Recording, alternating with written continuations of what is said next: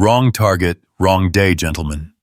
In the depths of Seattle's corporate underground, a tech CEO's worst nightmare collides with a single father's buried past.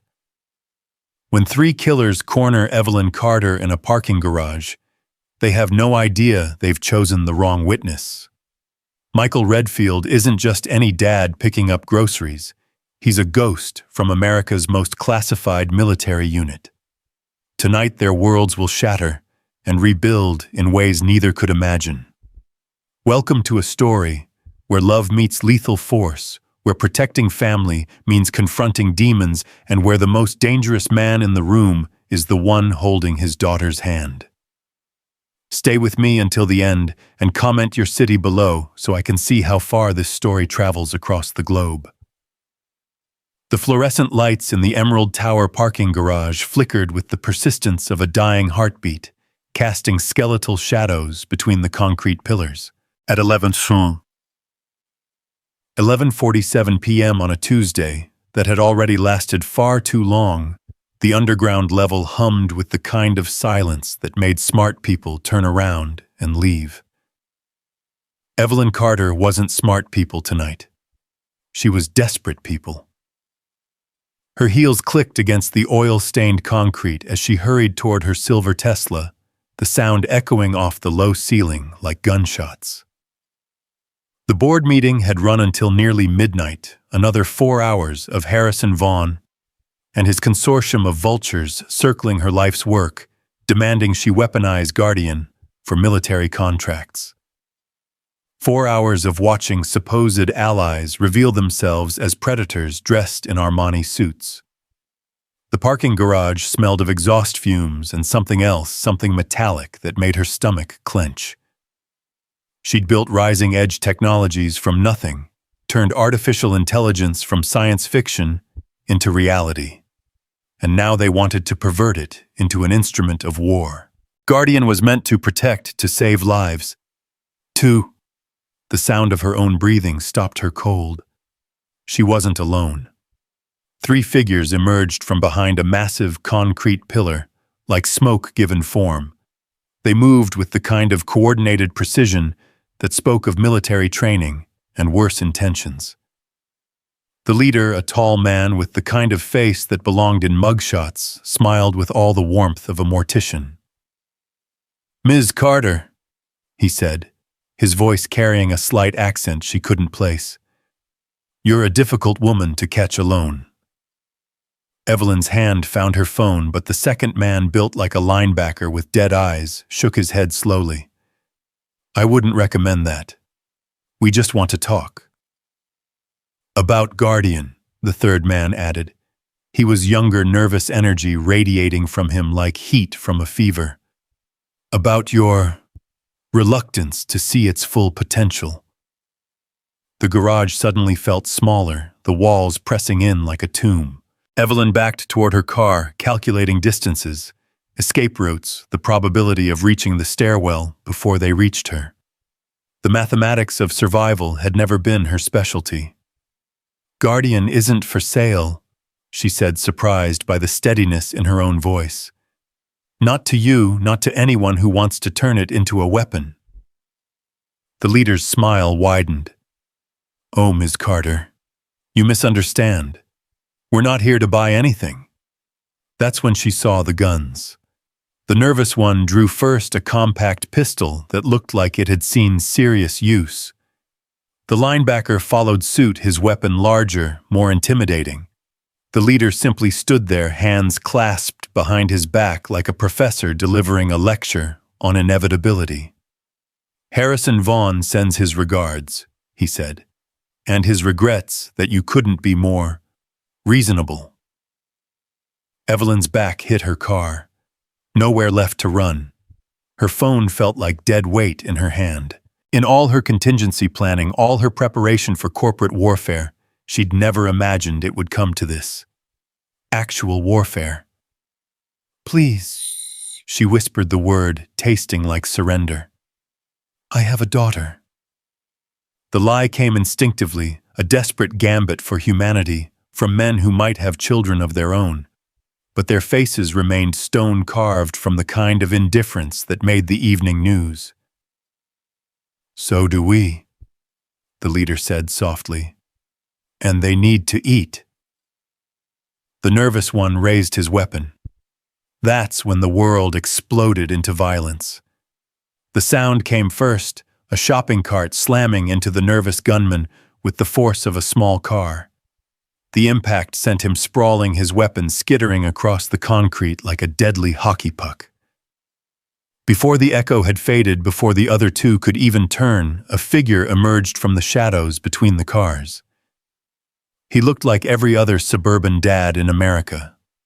Jeans, flannel shirt, work boots that had seen honest labor, brown hair that needed cutting 5 o'clock shadow, the kind of tired eyes that came from sleepless nights with a sick child. He pushed an empty shopping cart with one hand and held a small girl's hand with the other. The girl couldn't have been more than 6 years old. Blonde pigtails, pink jacket covered in unicorn stickers, clutching a stuffed elephant that had seen better days.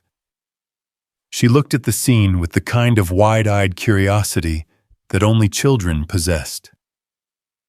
"Daddy," she said, in a voice like tinkling bells, "why are those men pointing guns?" The man, Michael, though Evelyn wouldn't learn his name for several more heartbeats, didn't answer immediately. He was too busy studying the tactical situation, with eyes that had suddenly gone from tired to laser-focused. The transformation was so complete, so instantaneous, that Evelyn wondered if she was hallucinating. "Emma, sweetheart," he said without taking his eyes off the gunman. "Remember what Daddy taught you about the special game?" "Close my eyes and count to 30, the little girl recited dutifully. "That's my good girl. Start counting." Emma squeezed her eyes shut and began counting in the sing-song voice of childhood innocence. 1, 2, 3. The linebacker had recovered from his shock first. "Hey, get out of here, man. This doesn't concern you." Michael tilted his head slightly, and something in his expression made Evelyn's blood freeze. It was the look of a predator recognizing prey. "You're right," Michael said conversationally. "This doesn't concern me. But you're scaring my daughter and that." He paused, his grip shifting almost imperceptibly on the shopping cart handle. "That's a problem." 4, 5, 6. Emma continued counting. The leader had found his voice. "Walk away, friend. Take your kid and forget you saw anything. We're just having a business discussion." Michael's eyes flicked to Evelyn, taking in her position, her terror, the way she held herself like someone expecting to die. Then his gaze returned to the gunman, and Evelyn saw something that made her understand why apex predators ruled the food chain. "Business discussion," Michael repeated. "With guns, in a parking garage, at midnight." He shook his head slowly. "You boys picked the wrong target on the wrong day." 7, 8, 9. The nervous gunman had retrieved his weapon and was scrambling to his feet. "Just shoot them both," he hissed. "Make it look like a robbery gone wrong." That's when Michael moved. Evelyn had seen violence in movies on television, in the sanitized choreography of Hollywood action sequences. This was something else entirely. This was violence distilled to its purest form, efficient, brutal, and terrifyingly beautiful. The shopping cart became a projectile weapon launched with such force that it caught the nervous gunman in the chest and sent him crashing into a concrete pillar. The sound of impact was wet and final. Michael was already moving, covering the distance to the linebacker in 3 long strides. The bigger man tried to bring his gun to bear, but Michael was inside his reach hands, moving with surgical precision. A strike to the wrist sent the weapon flying. An elbow to the solar plexus doubled him over. A knee to the face dropped him like a felled tree.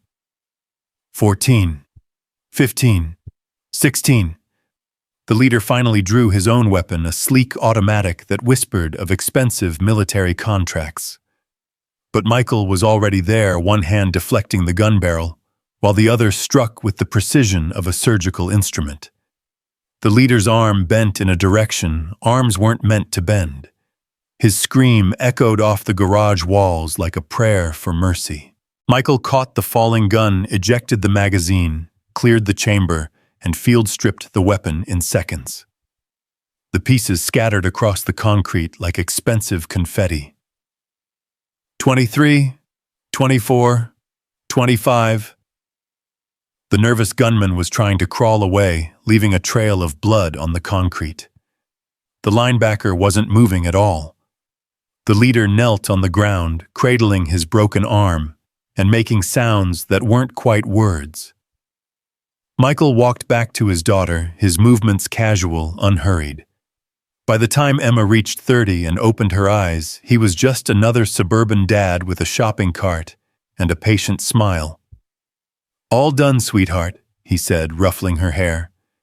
"Just some men who got confused about where they were supposed to be." Emma looked around the garage with the kind of innocent acceptance that made Evelyn's heart break.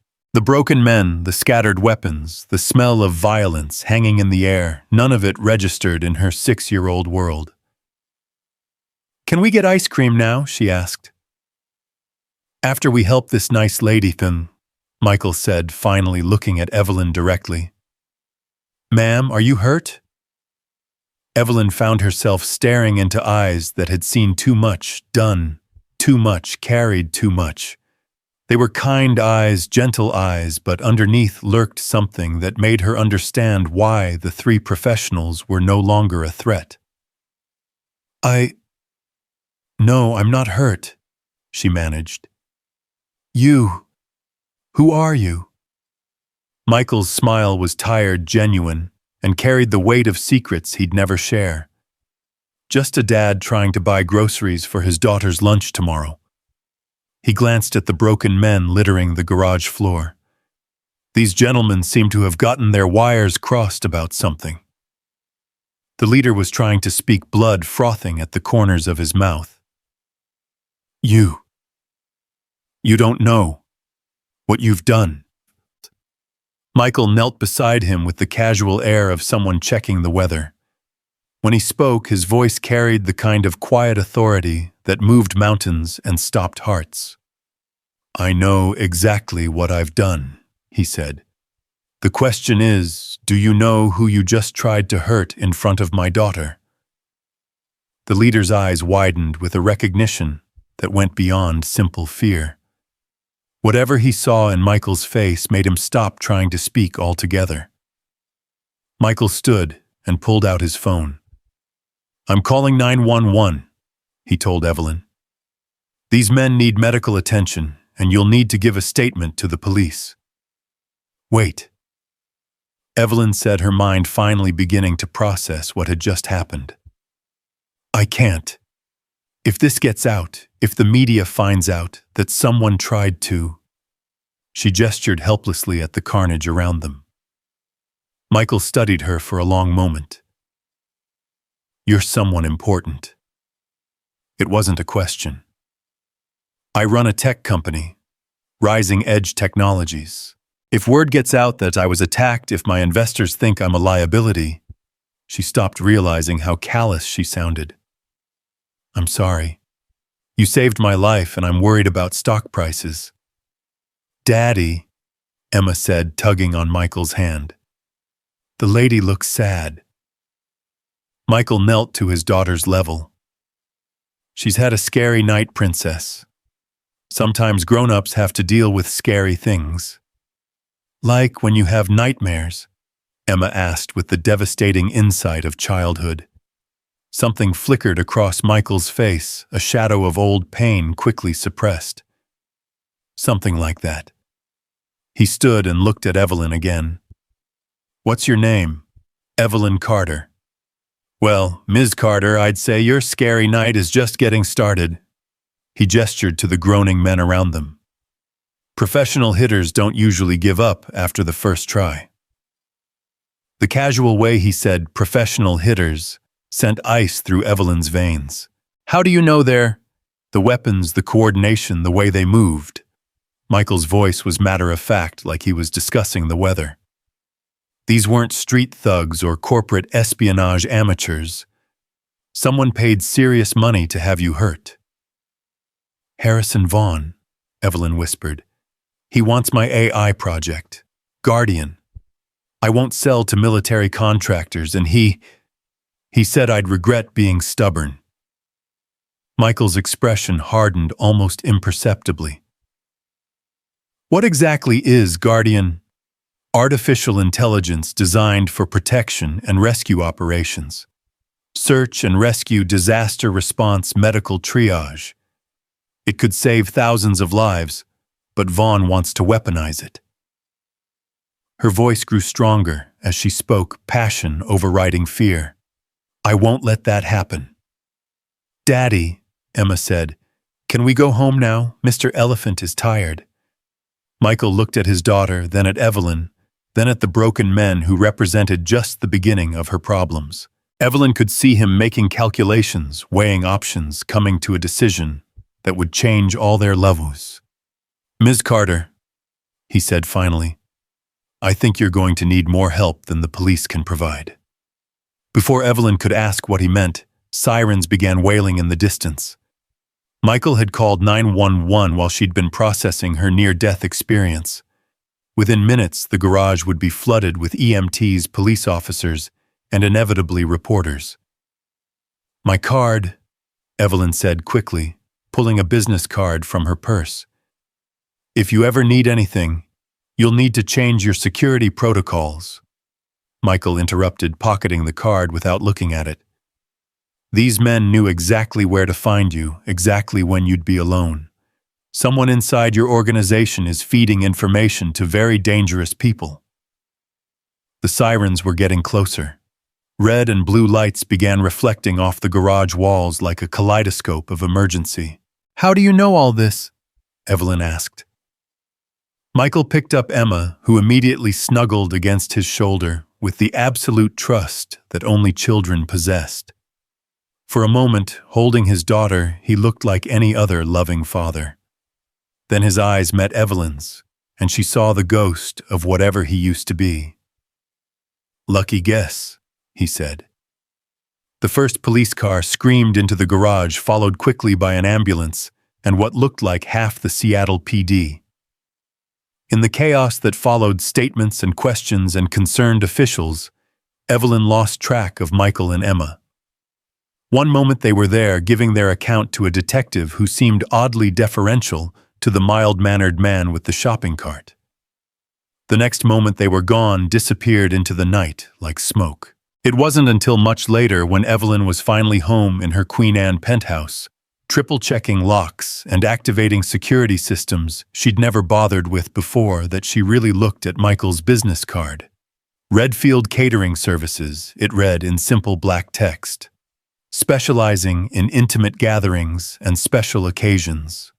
Below the text was a phone number and an address in a neighborhood she didn't recognize. There was no mention of military training, tactical expertise, or the kind of lethal competence that could dismantle 3 armed professionals in the time it took a 6-year-old to count to 30. Evelyn poured herself 3 fingers of bourbon and stood at her floor-to-ceiling windows, looking out at the Seattle skyline. Somewhere out there, Harrison Vaughn was probably learning that his first attempt had failed. Somewhere else, other professionals were probably being hired to finish the job. And somewhere in the city, a single father was probably reading his daughter a bedtime story, checking her room for monsters, and kissing her goodnight with hands that had saved a stranger's life just hours before. The bourbon burned going down, but it didn't warm the ice in her veins. Michael had been right about one thing: her scary night was just getting started. The men in the garage had been a message, a warning, a preview of what happened to people who stood between Harrison Vaughn and what he wanted. But they'd made one critical mistake. They'd threatened her in front of a man whose love for his daughter ran deeper than oceans, and whose capacity for violence ran deeper still. Evelyn Carter had spent her entire adult life building walls around her company, around her technology, around her heart. Tonight, those walls had crumbled in a parking garage, and she'd glimpsed something that terrified and intrigued her in equal measure. A protector. A ghost. A man who could kill without hesitation and love without reservation. As she finished her bourbon and prepared for a sleepless night, Evelyn wondered if saving her life had been Michael's greatest kindness or his greatest curse. Because now she knew he existed. Now she knew what he was capable of. And now, whether he wanted it or not, he was part of her war. In the morning, she would call Rising Edge's security chief and demand a complete review of all personnel with access to her schedule. She would hire bodyguards and install new alarm systems and try to turn her life into a fortress. But tonight, she would dream of a man with gentle eyes and lethal hands holding his daughter and making the monsters go away. And in a modest house across town, Michael Redfield would lie awake, listening to Emma's peaceful breathing, knowing that every monster he'd ever tried to outrun had just found his address. The phone on his nightstand held a business card from a woman whose problems had just become his problems, whose enemies had just become his enemies, whose war had just become his war. He'd walked away from violence once before for Emma's sake, but violence, it seemed, had a way of finding him anyway.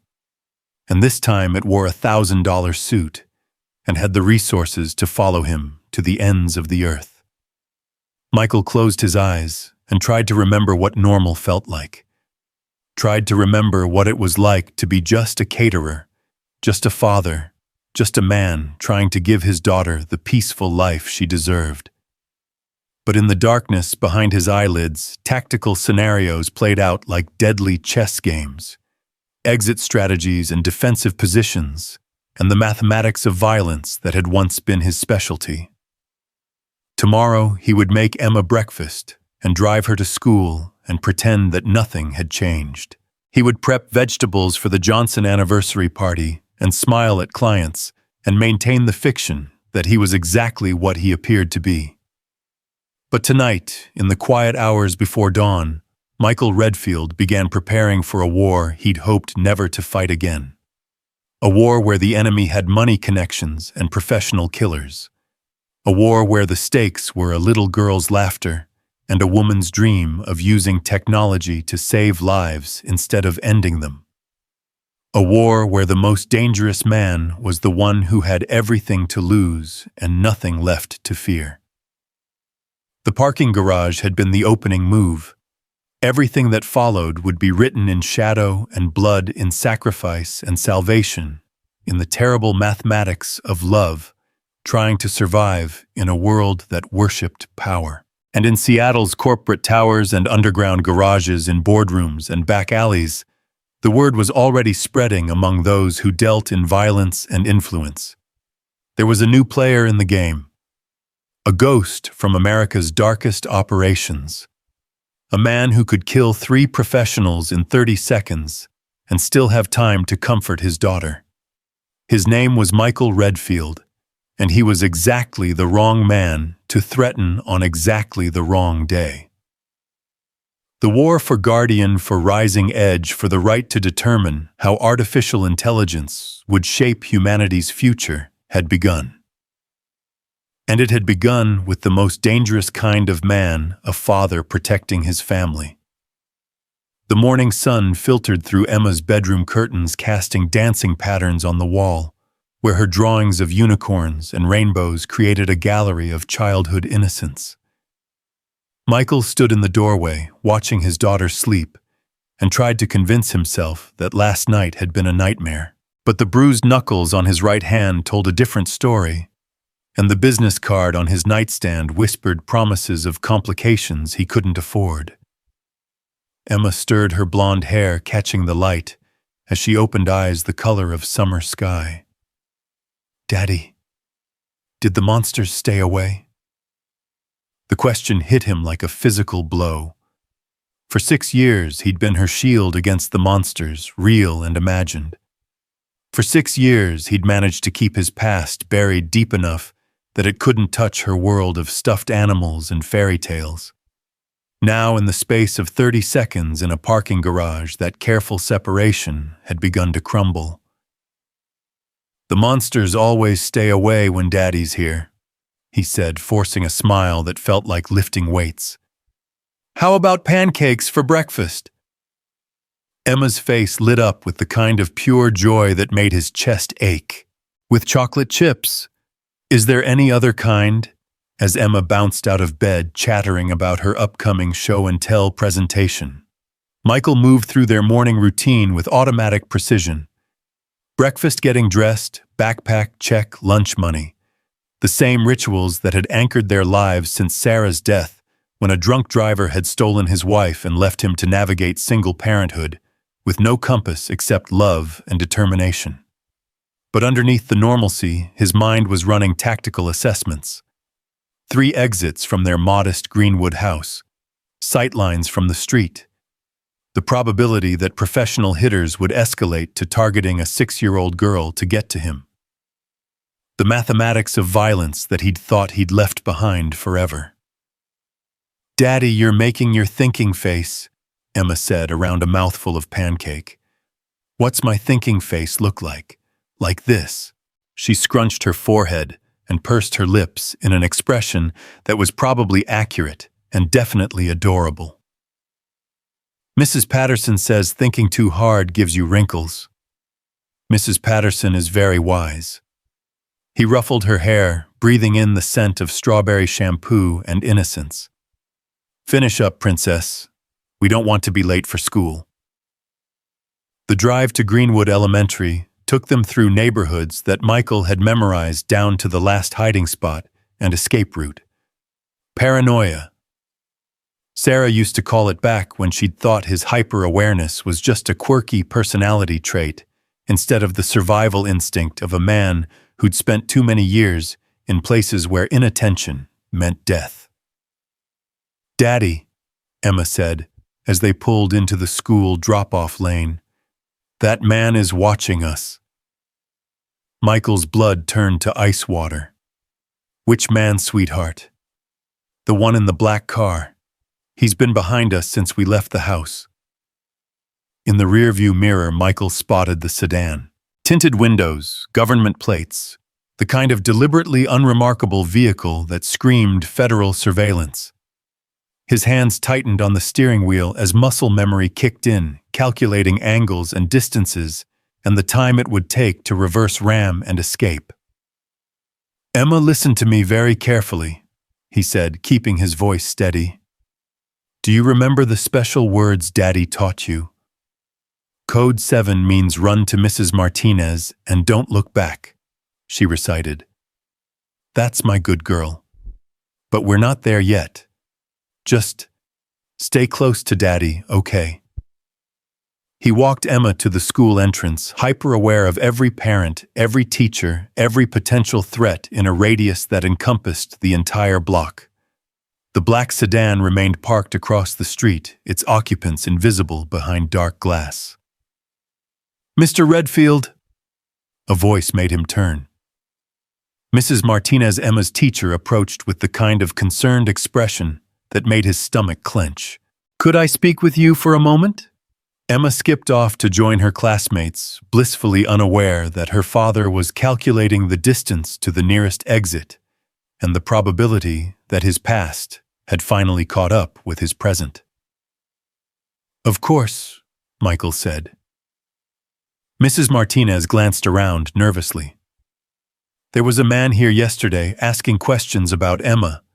Said he was from some kind of child safety organization, wanted to know about her schedule, her routine." The world narrowed to a tunnel of focused rage. "What did you tell him?" "Nothing, of course. We have strict protocols about information sharing. But he seemed persistent, professional. The kind of man who doesn't give up easily." "What did he look like?" "Tall, well-dressed, had an identification badge that looked official. But something about him felt wrong. Mrs. Martinez lowered her voice. Mr. Redfield, is Emma in some kind of danger? The honest answer would terrify her. The necessary answer would protect Emma. I hope not. But could you keep an extra eye on her today, and if anyone else comes asking questions, anyone at all, call me immediately.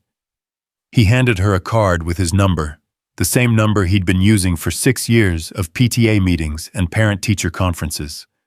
The number of a man who catered small events and helped with school fundraisers and had never killed anyone in his life. The lie was becoming harder to maintain. After dropping Emma off, Michael drove a deliberately circuitous route through Seattle's neighborhoods, watching the mirrors, checking for tails, falling back into patterns he'd sworn to abandon. The black sedan stayed with him for 3 miles before peeling off, replaced by a white van that followed him for another 2 miles before disappearing into traffic. They weren't trying to hide. They wanted him to know he was being watched. By the time he reached his catering kitchen, a rented space in an industrial district that offered good sightlines and multiple escape routes, Michael had counted at least 4 different surveillance teams. Professional, coordinated, and definitely federal. His phone buzzed with a text from an unknown number, Coffee EC Evelyn Carter, the woman whose life he'd saved and whose problems he'd inherited. Michael stared at the message for a long moment, thumb hovering over the delete button. Walking away was still an option. He could take Emma disappear into the underground networks he'd helped build years ago, start over somewhere new with new names and new lives. But Emma loved her school, her friends, her teacher. She'd already lost her mother to random violence. How much more loss could a 6-year-old heart endure? He typed back. Victola Coffee.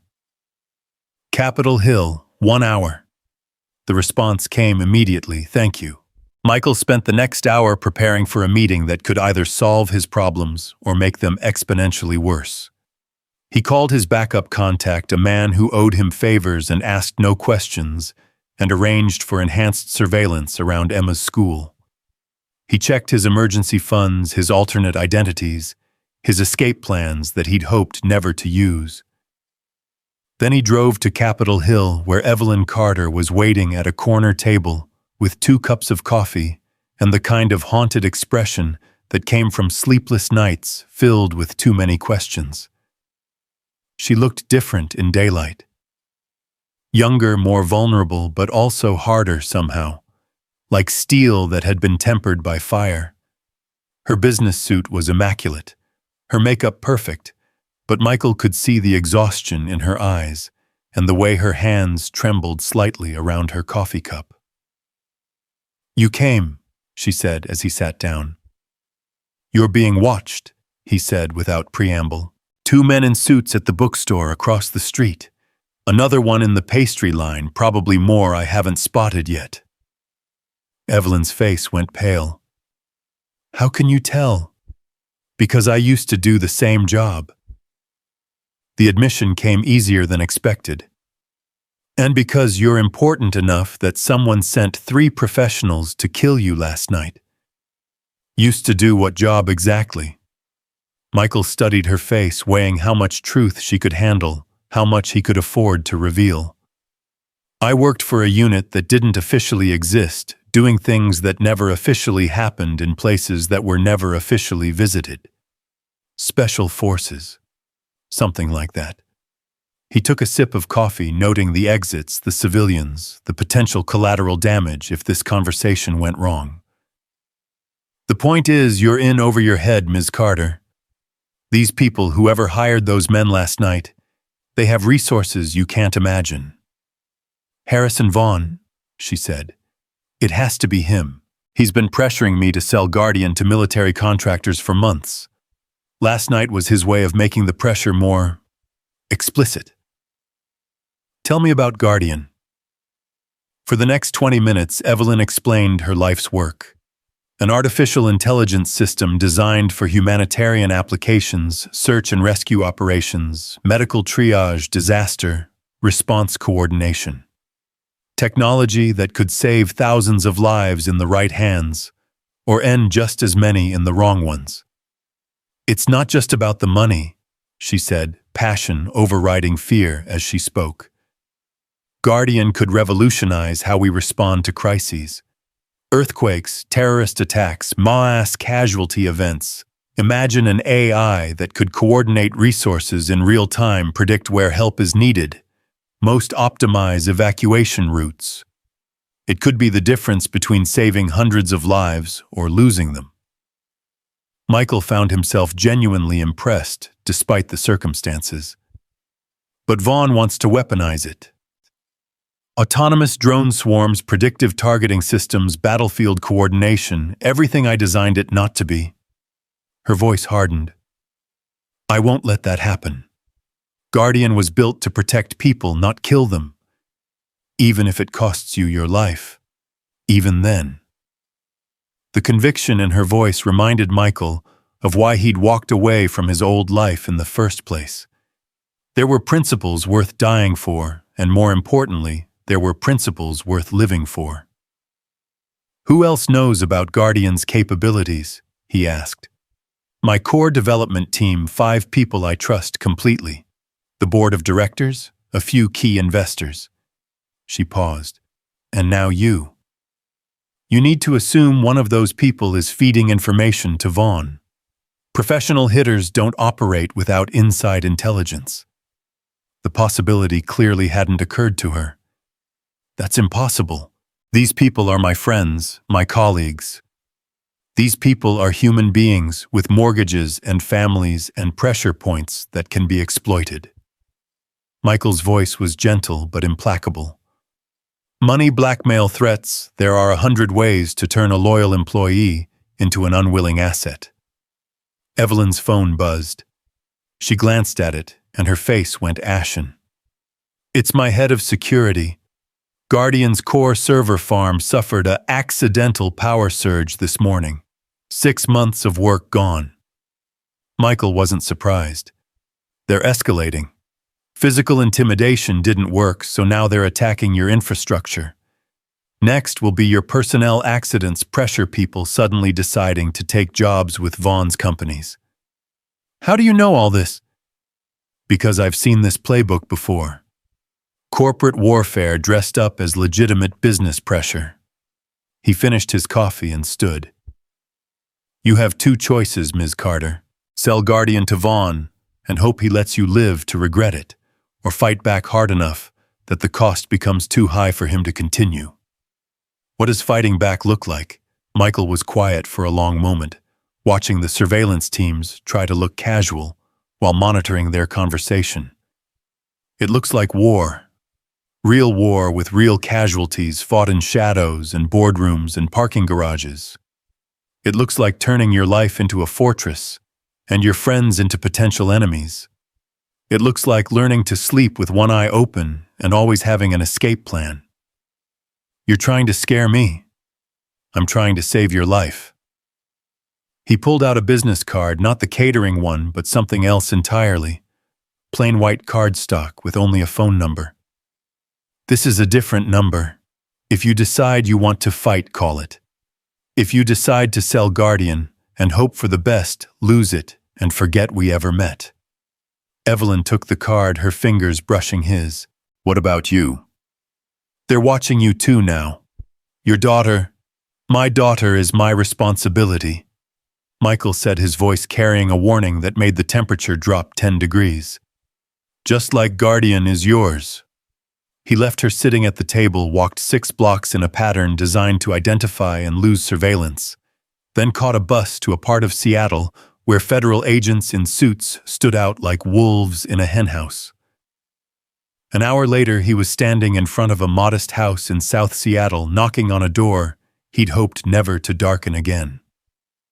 The man who answered looked like he'd aged 20 years in the 5 since Michael had last seen him. Gray hairlines around his eyes, the slight stoop that came from carrying too much weight for too long.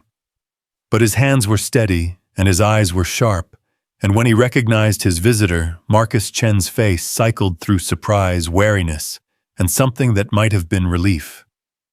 Jesus Christ, Marcus said. Michael Redfield, I heard you were dead. I was. For 5 years I was dead and buried and living a nice, quiet life. Michael stepped inside without invitation, old habits asserting themselves. Now, someone's dug me up. Marcus's living room was exactly what Michael had expected. Sparse furniture, clear sight lines, weapons hidden in places that looked innocent but offered quick access. The home of a man who'd never quite convinced himself that the war was over. Coffee? Marcus asked. Information. They sat across from each other like old soldiers sharing war stories, except the war had never really ended, and the stories were still being written in blood. Tell me about Harrison Vaughn, Michael said. Marcus whistled low. That's a name I was hoping never to hear again. What's your interest? He sent 3 professionals after a civilian last night. A tech CEO who won't sell him her AI project. Evelyn Carter, Rising Edge Technologies. Marcus's expression darkened. We've been watching that situation develop. Vaughn's been pressure testing her security for weeks, probing for weaknesses. The company still exists, Michael. Different name, same mission. And Vaughn's been on our radar for a long time.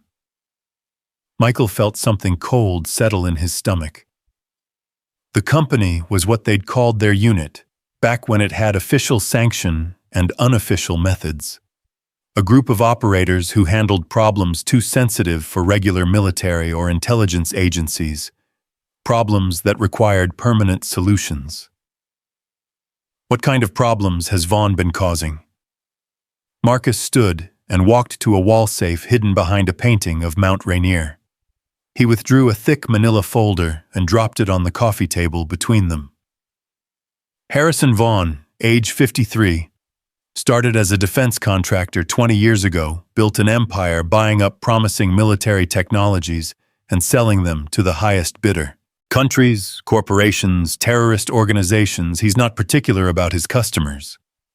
Michael opened the folder and found himself looking at surveillance photos, financial records, and incident reports that painted a picture of a man who treated human life as a business expense. 3 years ago, he tried to acquire a biotechnology firm working on battlefield medical applications. When they refused to sell, their research facility burned down. 7 people died, including 2 graduate students. Marcus's voice was flat professional. 2 years ago, a robotics company developing autonomous rescue systems. Same story, refusal to sell, mysterious industrial accident, 5 casualties. And last year, a small AI startup in Austin. Developers working on predictive analytics for disaster response. They turned down Vaughn's buyout offer. Marcus paused. 3 weeks later, the founder's car went off a bridge. His wife and kids were in the car. Michael closed the folder, his hands steady despite the rage building in his chest. Where's the company in all this?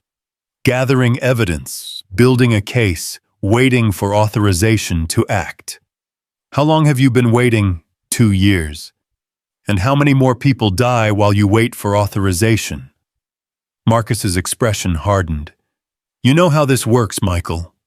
We can't just execute American citizens because we don't like their business practices. There are laws, protocols. There are also body bags. Michael stood pacing to the window that offered a view of the street and potential approaches. How many files like this do you have?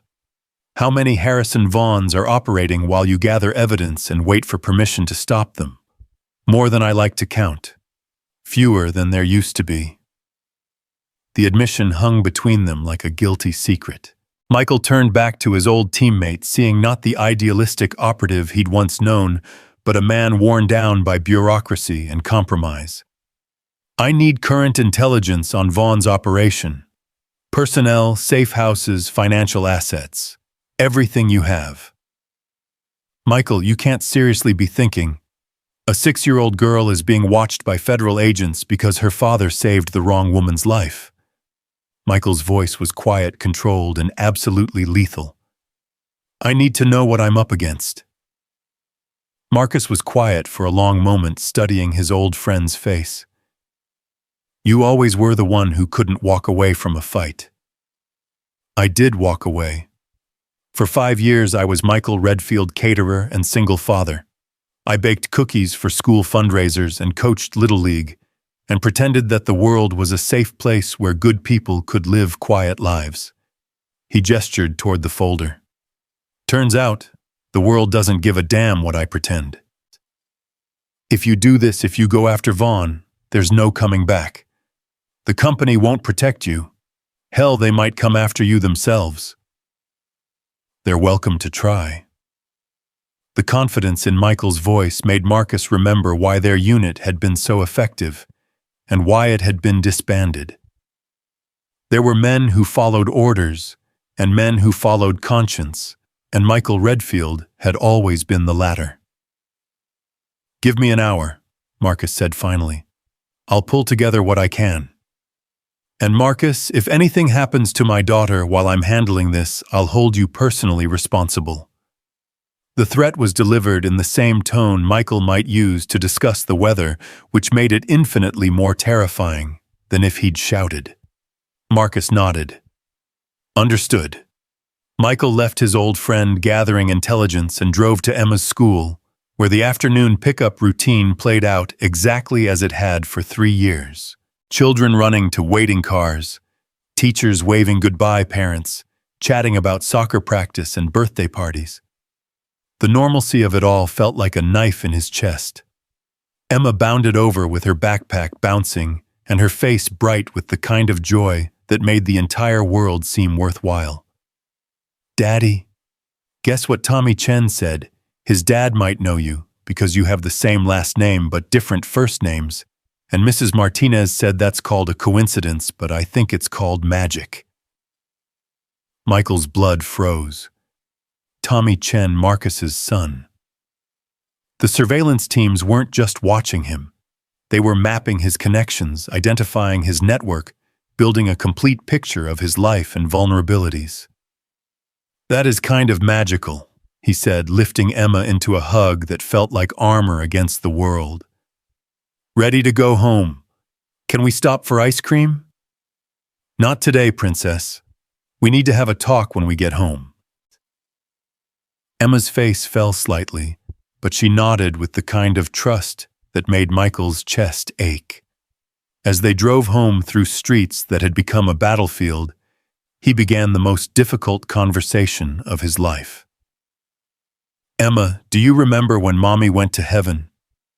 Because the bad man was drinking and driving, and angels needed her more than we did," Emma recited with the matter-of-fact acceptance of a child who'd grown up with loss. "That's right. And do you remember how we talked about how sometimes bad people do bad things to good people? Like in fairy tales when the dragon tries to hurt the princess. Exactly like that. Well, Daddy might have to be a knight for a while, to protect some good people from some bad people." Emma considered this with the seriousness of a 6-year-old confronting adult complexities. "Will you have to go away?" "I hope not. But if I do, you'll stay with Uncle Marcus and Aunt Linda. You remember them, right? Tommy's parents. They have the big dog and the swimming pool." "That's right. And no matter what happens, no matter how long Daddy has to be a knight, you remember that I love you more than all the stars in the sky, okay? More than all the fish in the ocean and all the grains of sand on all the beaches," Emma added, completing their ritual. "That's right, Princess. That's exactly right."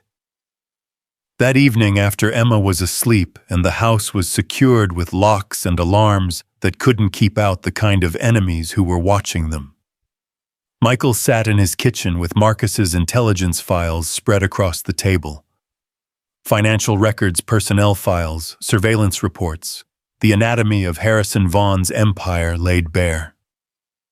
Vaughn operated through a network of shell companies and cutouts, legitimate businesses that served as fronts for less legitimate activities. His security chief was a former Delta Force operator named Collins, who'd been cashiered for excessive force.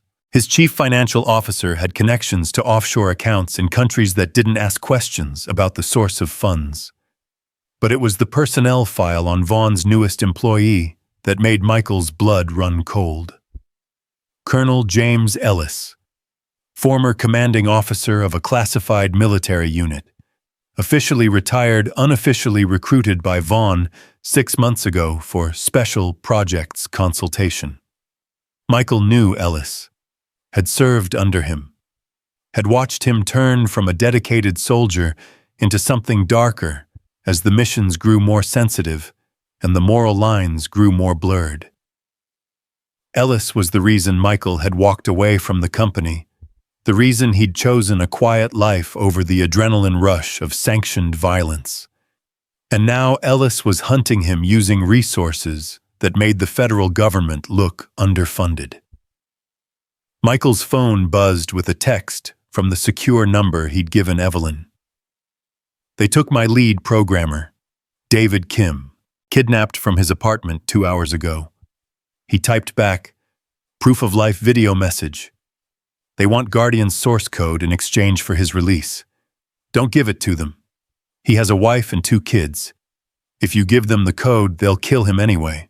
And you, and anyone else who knows how Guardian works." There was a long pause before her response. "Then what do we do?"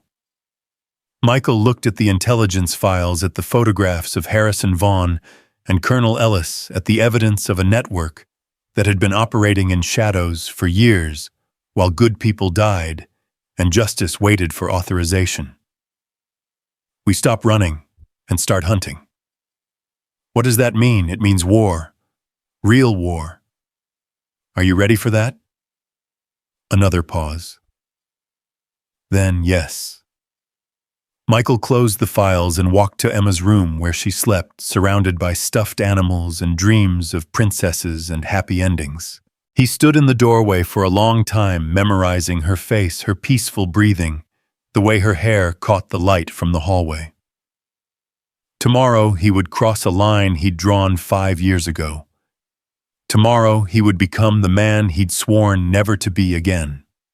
Tomorrow he would remind Harrison Vaughn and Colonel Ellis and everyone else who thought they could threaten innocence that some ghosts were better left buried. But tonight he was just a father watching his daughter sleep, storing up moments of peace against the storm that was coming.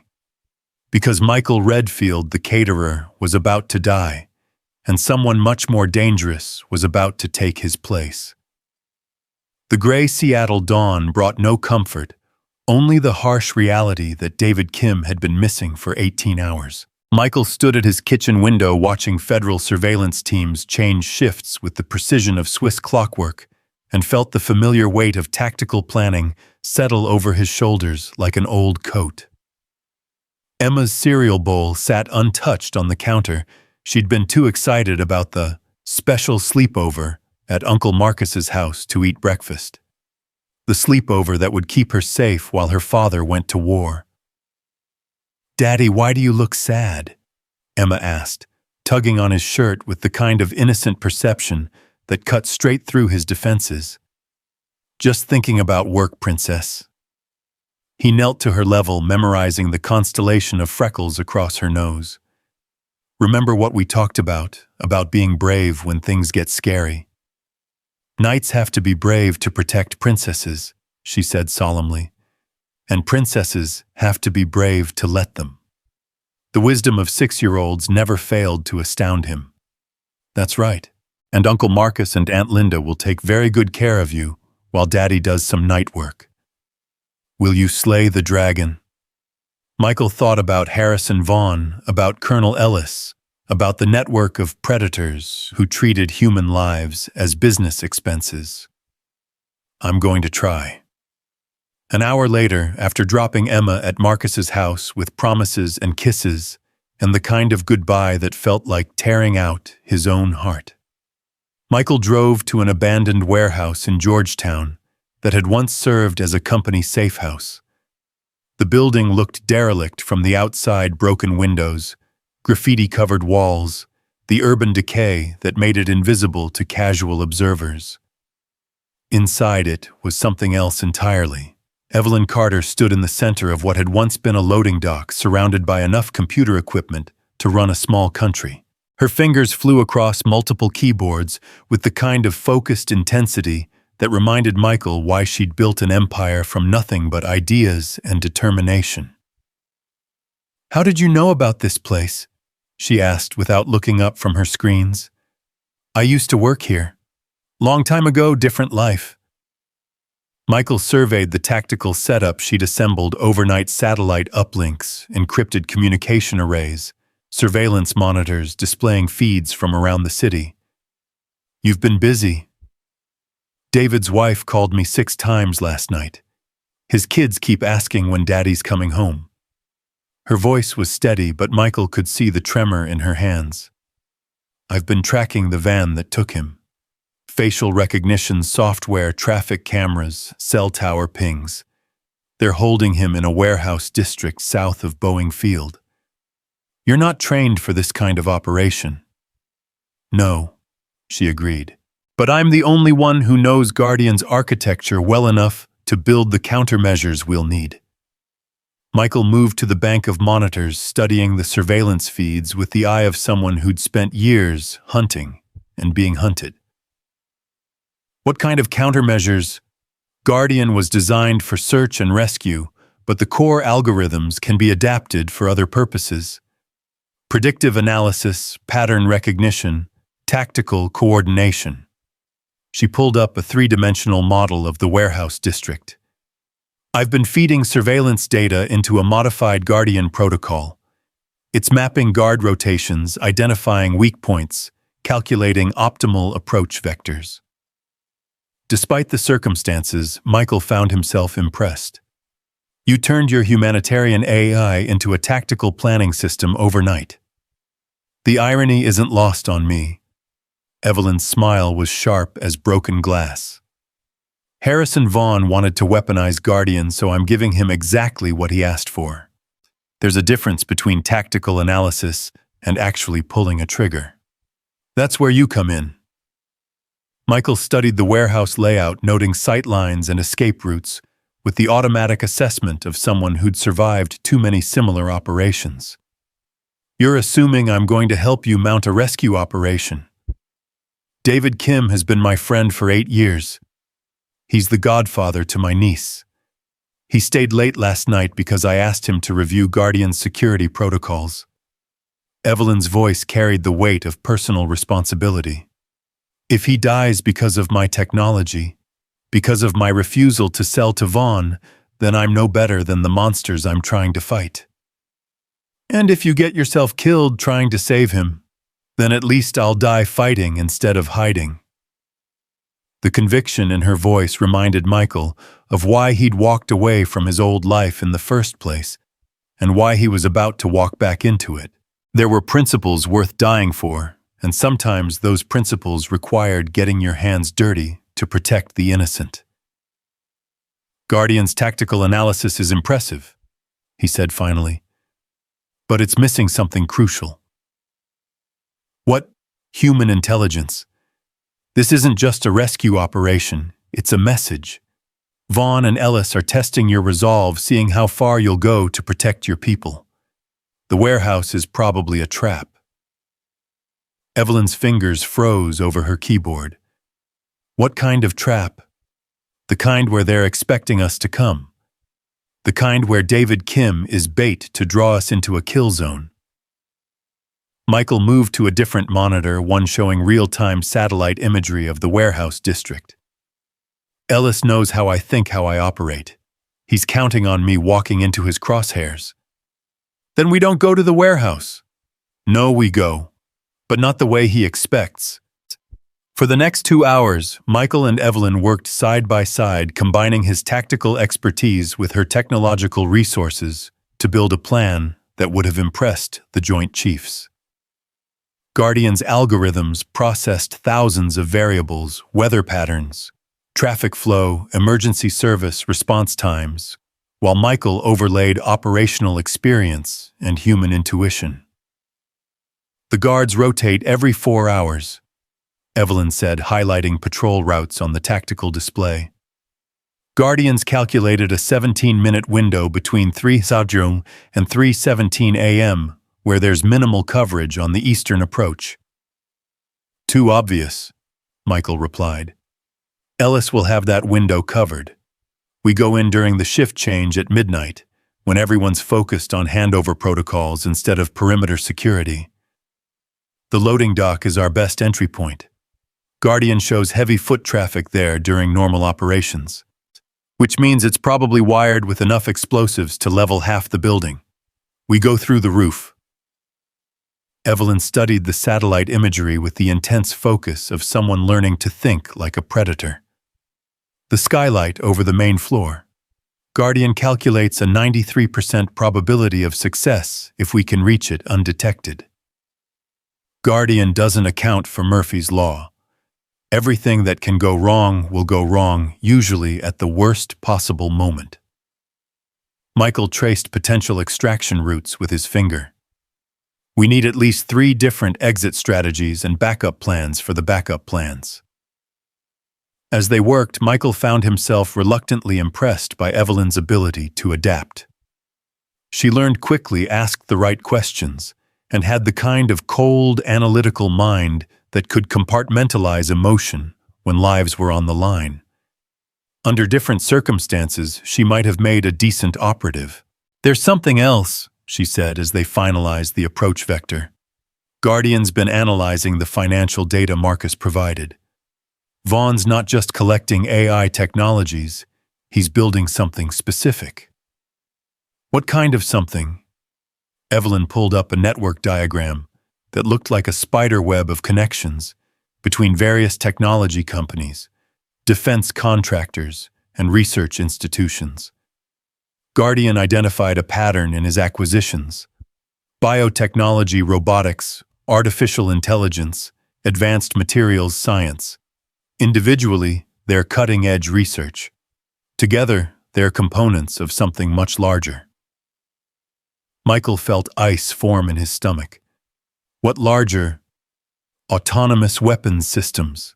Not just drones or guided missiles, but fully independent artificial intelligences capable of making kill decisions without human oversight. Her voice dropped to a whisper. Guardian estimates that Vaughn has acquired approximately 60% of the necessary technologies. If he gets my AI protocols, he'll have everything he needs to build an army of thinking machines. The implications hit Michael like a physical blow. How many machines? Guardian's projections suggest hundreds initially, potentially thousands within a decade. Artificial soldiers that never tire, never question orders, never suffer from conscience or PTSD. Evelyn's hands shook as she spoke. The ultimate military contractor's dream warfare without human cost to the side that deploys them. And without human oversight or accountability. Exactly. Imagine Colonel Ellis with an army of artificial operatives who follow orders without question, who can't be bribed or blackmailed or turned by enemy propaganda, who can't refuse illegal orders or blow the whistle on war crimes. Michael thought about Ellis, about the man he'd once served under, and eventually walked away from. About the missions that had grown darker and more morally ambiguous as the colonel's ambitions expanded. The idea of Ellis commanding an army of artificial killers was the stuff of nightmares. We're not just rescuing David Kim, he said quietly. We're stopping the birth of something that could change the nature of warfare forever. Guardian's analysis suggests that Vaughn's timeline accelerated after last night. Your intervention in the parking garage forced him to move faster, take bigger risks. Evelyn met his eyes. This is our only chance to stop him before his pieces are in place. Michael's secure phone buzzed with a message from Marcus Ellis, moved to active oversight.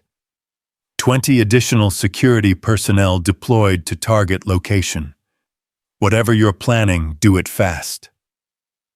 He showed the message to Evelyn. Ellis is taking personal command. That means he's expecting trouble. Good, she said, with the kind of cold determination that would have impressed his old unit commanders. Let's give him exactly what he's expecting.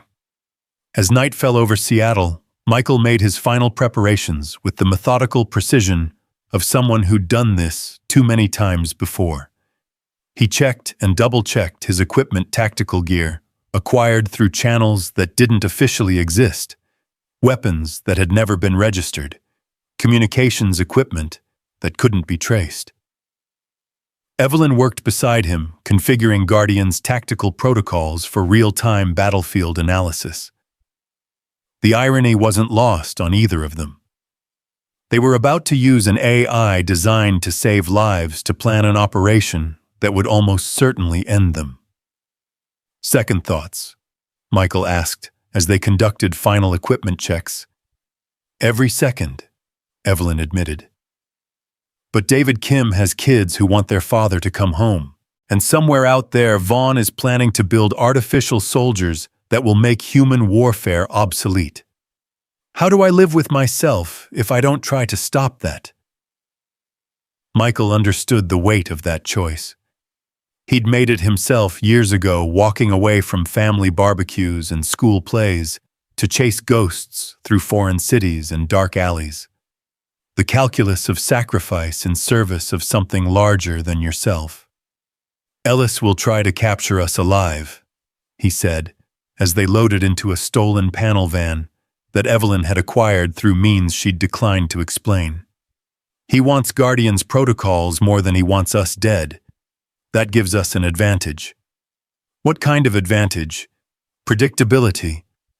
If I know he wants something specific, I can use that against him. They drove through Seattle's industrial district in silence past neighborhoods where honest people slept peacefully, while predators and protectors played deadly games in the shadows. Michael found himself thinking about Emma, safe in Marcus's house, dreaming of unicorns and fairy tales, while her father prepared to become something much darker than any monster in her storybooks. The warehouse district south of Boeing Field sprawled across several square miles of industrial decay, abandoned buildings, rusted machinery, the kind of urban wasteland where screams went unheard and bodies disappeared without investigation. Perfect territory for the kind of operation that left no witnesses.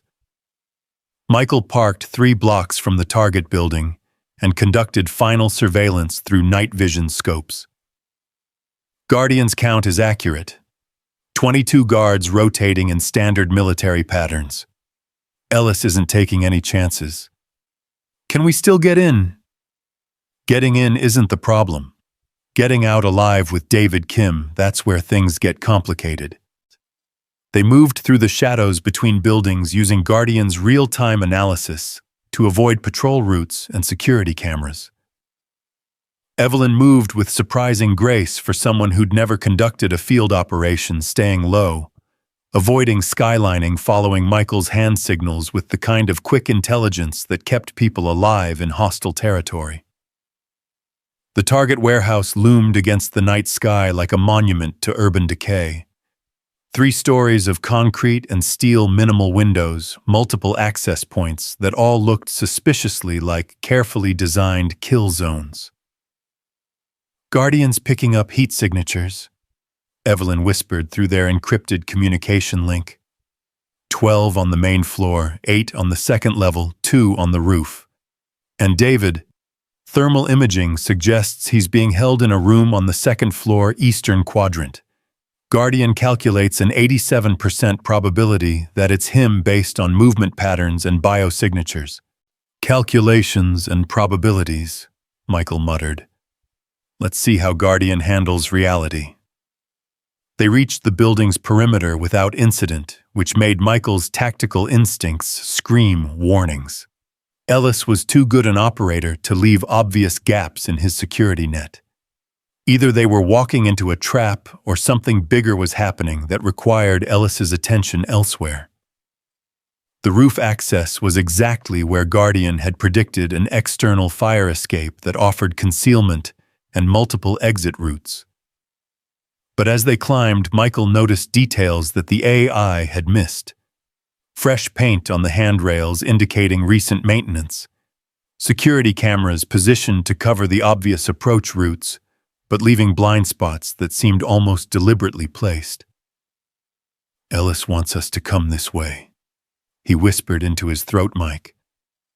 Guardian's analysis didn't indicate. Guardian doesn't know Ellis like I do. He's herding us toward something. They reached the roof to find it exactly as the thermal imaging had suggested. 2 guards conducting lazy patrols, confident in their electronic surveillance and backup support. What Guardian couldn't detect was the subtle wrongness in their positioning, the way they moved like actors following a script, instead of soldiers conducting real security. Michael signaled for Evelyn to wait while he neutralized the guards. It was quick, quiet, and efficient, 2 men unconscious before they realized they were under attack. But as he zip-tied their hands and checked their equipment, he found confirmation of his suspicions. "They're carrying live ammunition," he reported. "If this was a trap designed to capture us, they'd be using non-lethal rounds." "What does that mean?" "It means Ellis has changed the plan. He's not trying to take us alive anymore." They found the skylight Guardian had identified as their primary entry point, a large glass panel offering access to the warehouse's main floor. But the thermal imaging had missed the pressure sensors around the frame, the motion detectors positioned to cover the drop zone, the kill funnel, that would turn anyone rappelling through the skylight into target practice. "We need a new plan," Evelyn said, studying the tactical situation through Guardian's updated analysis. "No, we need to embrace the old plan. Ellis expects us to adapt when we see the trap. He's counting on us being too smart for our own good."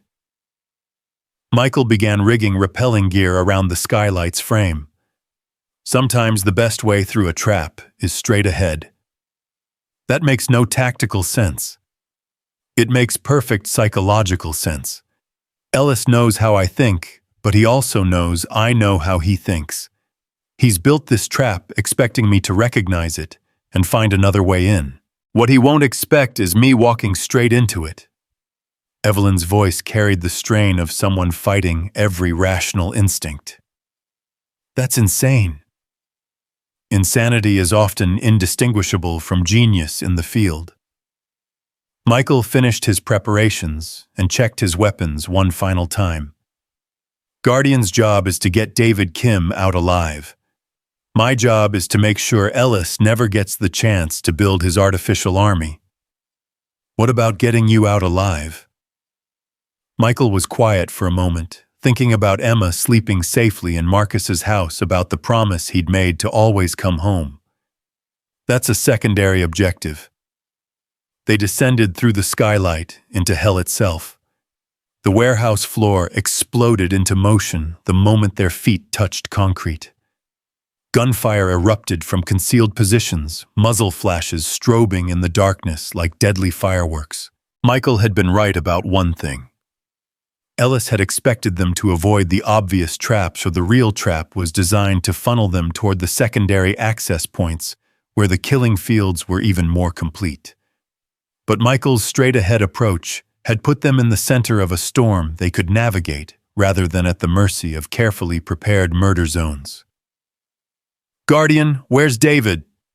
Evelyn shouted over the gunfire, her laptop somehow still functioning, despite the chaos around them. "Second floor, eastern quadrant, approximately 40 meters from your current position." Guardian's synthesized voice replied with the calm detachment of artificial intelligence. "Calculating optimal movement vector." Michael laid down, suppressing fire, while Evelyn worked her technological magic. "Guardians found a route," she reported. "Maintenance stairwell, northwest corner. Minimal hostile presence, multiple exit options." They moved like ghosts through the firefight, using Guardian's real-time tactical analysis to avoid enemy positions, while Michael's combat experience guided them through the spaces between bullets and death. It was an eerie partnership, human intuition and artificial intelligence working in perfect synchronization to navigate a battlefield that would have been impossible for either to handle alone. The stairwell was exactly where Guardian had indicated, and exactly as defended as Michael had expected. Two guards with automatic weapons positioned to cover both the ascending and descending approaches. They died quickly and quietly, never knowing that they'd been outmaneuvered by an AI that could predict their movements better than they could themselves. David's signal is getting stronger, Evelyn reported as they climbed toward the second floor. Guardian indicates he's conscious mobile and showing signs of stress, but not serious physical trauma. That's the good news, Michael replied, checking corners with the automatic caution of someone who'd survived too many similar operations. The bad news is that Ellis is letting us get this close. They found David Kim exactly where Guardian had predicted, a storage room converted into a makeshift holding cell, secured with electronic locks that Evelyn bypassed in seconds. Kim was alive, conscious, and absolutely terrified, but otherwise unharmed in any way that showed. Evelyn. His voice was hoarse, uncertain. What are you doing here? Rescuing you, she said, simply cutting his zip tie restraints with a tactical knife that Michael was impressed she'd thought to bring. Can you move? I think so. Kim struggled to his feet, testing legs that had been immobilized for too long. There's something you need to know. They didn't just kidnap me for ransom. What do you mean? They've been asking questions about Guardian's core architecture. Specific questions about the neural network protocols, the decision-making algorithms. Kim's eyes were wide with fear that went beyond personal danger. They already know things they shouldn't know. Details that only someone with deep system access could provide.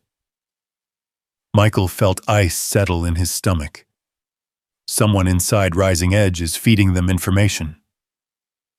Not just information, Kim continued. They showed me Guardian's source code, modified versions enhanced for military applications.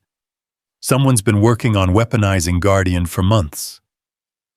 Evelyn's face went pale in the green glow of Michael's night vision equipment. That's impossible. Guardian's protocols have safeguards against military applications. Not these versions. Someone removed all the humanitarian constraints, enhanced the targeting algorithms, added autonomous weapons integration. Kim's voice shook. They've already built a prototype. Before anyone could respond, the lights in the warehouse suddenly blazed to life, transforming their night vision advantage into a blinding disadvantage. Michael's tactical instincts screamed warnings as he realized they'd walked into something much larger than a simple rescue operation. Good evening, Michael.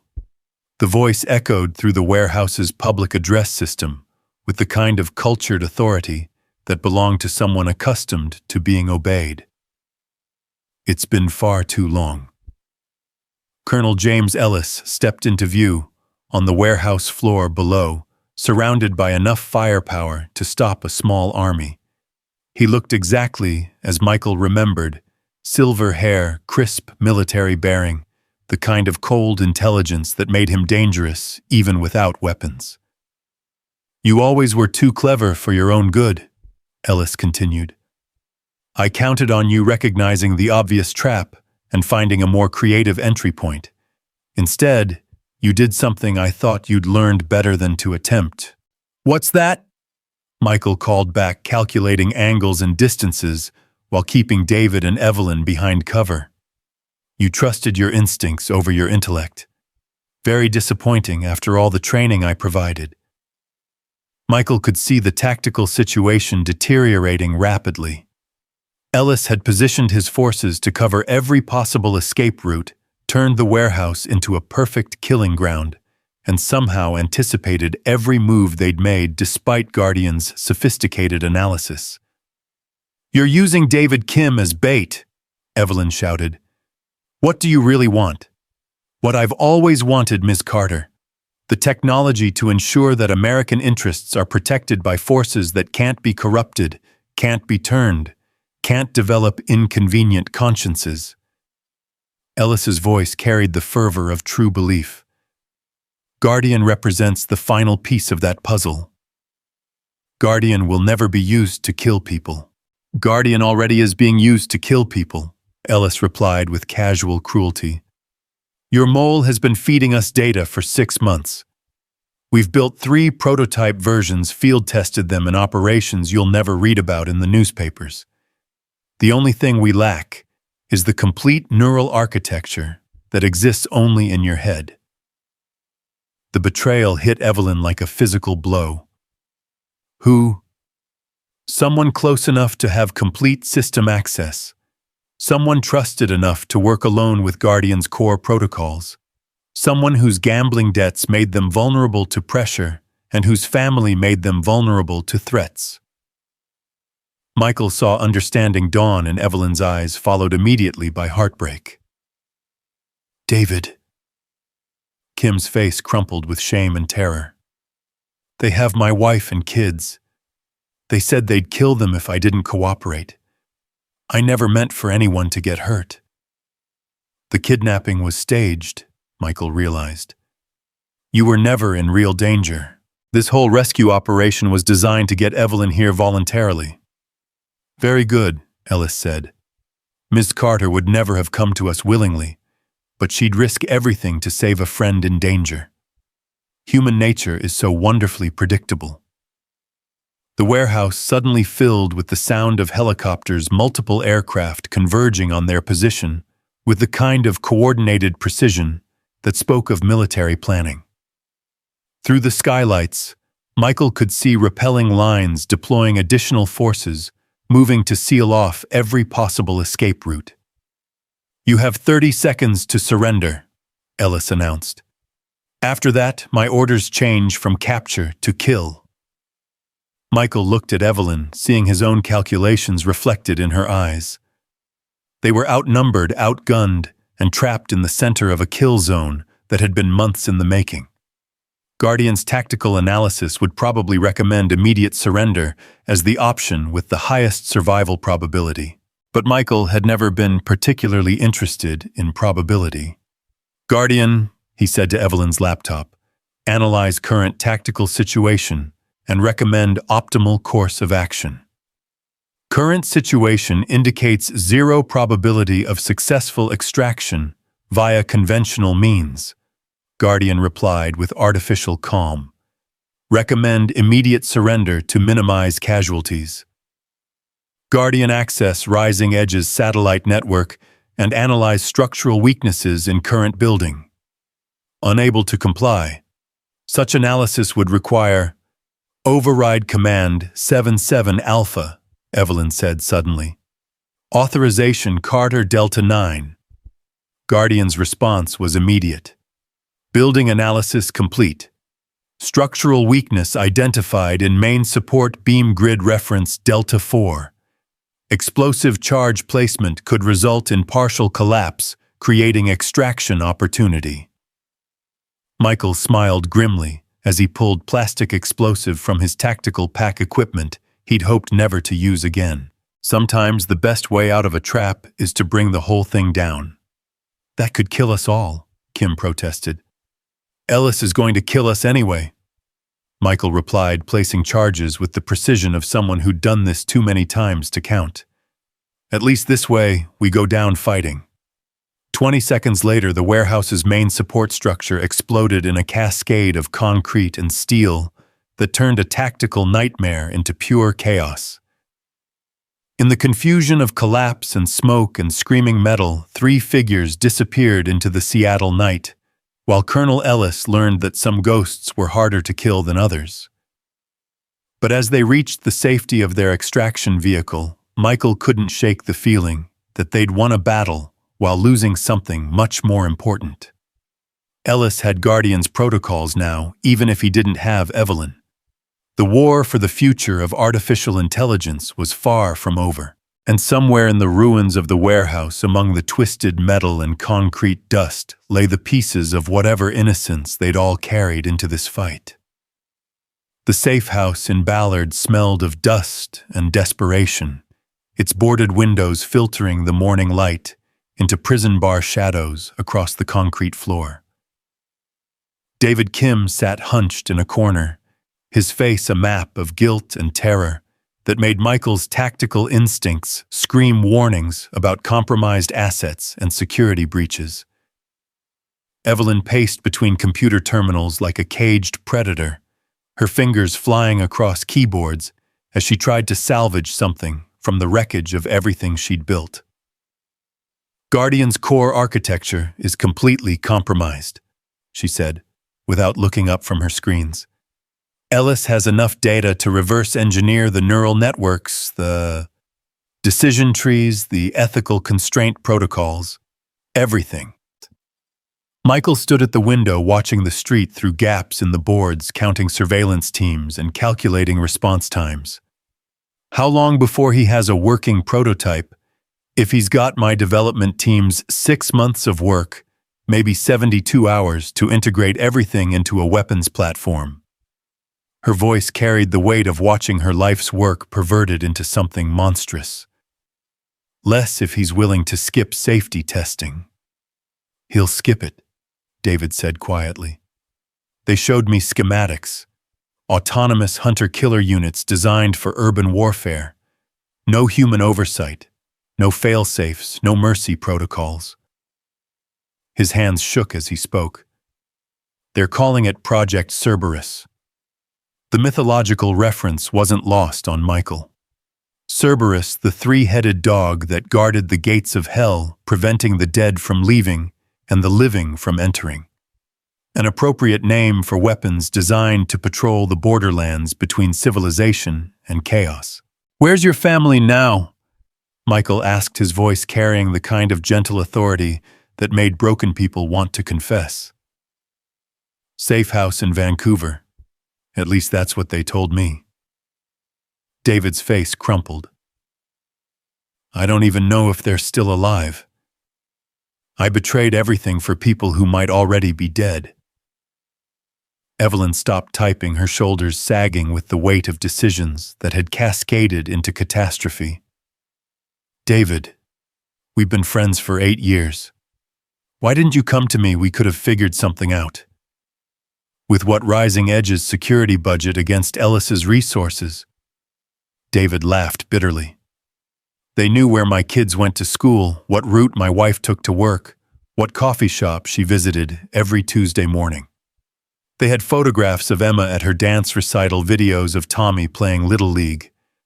They didn't just threaten to kill my family, they demonstrated that they could do it any time they wanted." The mention of Emma made Michael's blood turn to ice water. "What did you tell them about me?" "Nothing, I swear, Michael. They already knew about you before they approached me. Ellis called you the ghost who thought he could stay buried. He's been tracking you for months."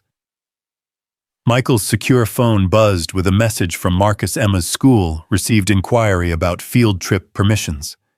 Claimed to be from Parks Department. Checking credentials now. The text confirmed Michael's worst fears. Ellis wasn't just after Guardian, he was applying pressure to every weak point in Michael's carefully constructed life. The Colonel understood that the most effective way to control a man like Michael Redfield was through the people he loved. "We need to move," Michael said, already mentally cataloging extraction procedures and emergency protocols. "Ellis knows about this location." "How could he possibly?" Evelyn began. "Because David's been here before," Michael interrupted, studying his friend's guilty expression. "Rising Edge used this place for off-site development work. David knows the address, which means Ellis knows the address." As if summoned by his words, the sound of helicopter rotors began echoing through the morning air. Michael moved to a different window, counting aircraft through the gap in the boards. 3 helicopters in a standard search pattern with ground units moving to seal off the surrounding blocks. Guardian, analyze current tactical situation, Evelyn said to her laptop, her voice steady despite the circumstances. Multiple hostile aircraft converging on current position, Guardian replied with artificial calm. Estimated time to tactical engagement 4 minutes 37 seconds. Recommended course of action, immediate evacuation via predetermined emergency routes. What emergency routes? David asked. Michael was already moving toward a section of floor that looked identical to every other concrete slab in the warehouse.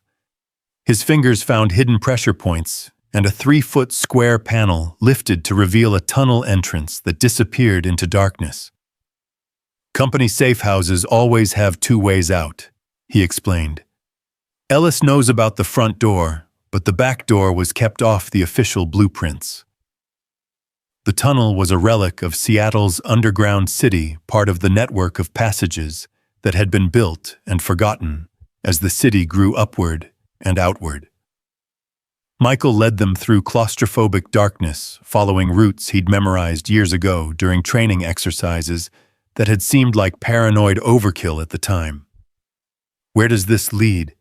Evelyn asked, her voice echoing off brick walls that had been laid when Seattle was young. Pike Place Market, Michael replied. Tourist crowds, multiple exit points, enough civilian presence to make Ellis think twice about starting a firefight. They emerged through a hidden entrance in the market's lower level, blending into the morning crowds of vendors and early shoppers. The normalcy was jarring after the violence and betrayal of the past 24 hours, people arguing over fish prices and coffee selections, while artificial intelligence weapons were being assembled in warehouses across the city. Michael's phone buzzed again. Marcus Park's department inquiry was fake. Schools implementing lockdown protocols. Emma's secure but asking questions. The thought of his daughter scared and confused because of his war with Ellis made Michael's chest tighten with rage that had nowhere to go. Every decision he'd made to protect her had somehow made her more vulnerable. Every attempt to leave violence behind had drawn it closer to her world. We need transportation, he said, scanning the market for options. Something Ellis won't expect. Evelyn pulled out her phone and made a call that lasted 30 seconds. Food delivery truck will be here in 10 minutes. My company does the software for their routing system. Smart, Michael admitted. Ellis will be looking for stolen vehicles or rental cars, not legitimate commercial traffic. They waited in a coffee shop with good sight lines and multiple exits, watching tourists and vendors conduct the business of normal life while death machines took shape in shadow laboratories. David sat apart from them, isolated by guilt and fear that hung around him like toxic fog. There's something else, he said finally. Ellis didn't just want Guardian's core architecture. He wanted the emotional response protocols, the empathy algorithms that help Guardian make humanitarian decisions. Why would he want those? Evelyn asked. Empathy makes terrible military programming. That's what I thought too. But Ellis explained it differently. David's voice was barely above a whisper. He wants Guardian to understand human emotion, so it can manipulate it more effectively. Psychological warfare on a scale that's never been possible before. The implications hit Michael like a physical blow. An artificial intelligence that could read human emotional states, predict psychological vulnerabilities, and exploit them with inhuman precision. Ellis wasn't just building weapons, he was building the tools to break human will itself. Guardian, Evelyn said to her laptop, analyze the potential applications of emotional manipulation protocols in military contexts. Unable to process that request, Guardian replied immediately. Such analysis would violate core humanitarian constraints. Override those constraints. Authorization, Carter Delta 9. Override rejected. Emotional manipulation protocols are classified as potential war crimes under current programming parameters. Evelyn stared at her screen with a mixture of pride and horror. Guardian won't even analyze how it could be misused. The ethical constraints I built are that strong. Ellis will remove those constraints, David said. He showed me code modifications that strip out every humanitarian protocol, every ethical safeguard. Guardian becomes something else entirely.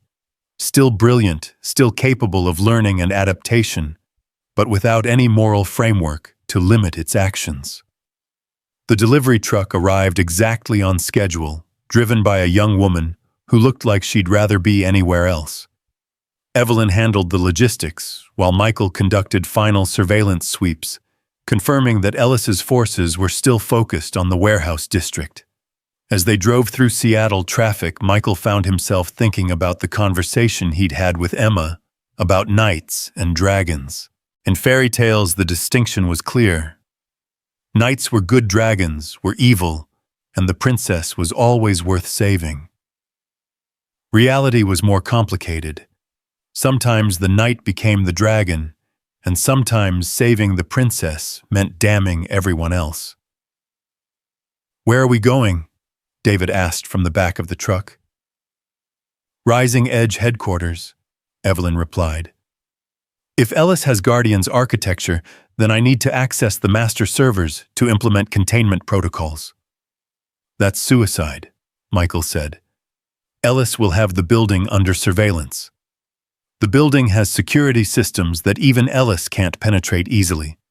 And I need access to Guardian's core servers to implement a kill switch that will prevent him from activating any weapons based on my code."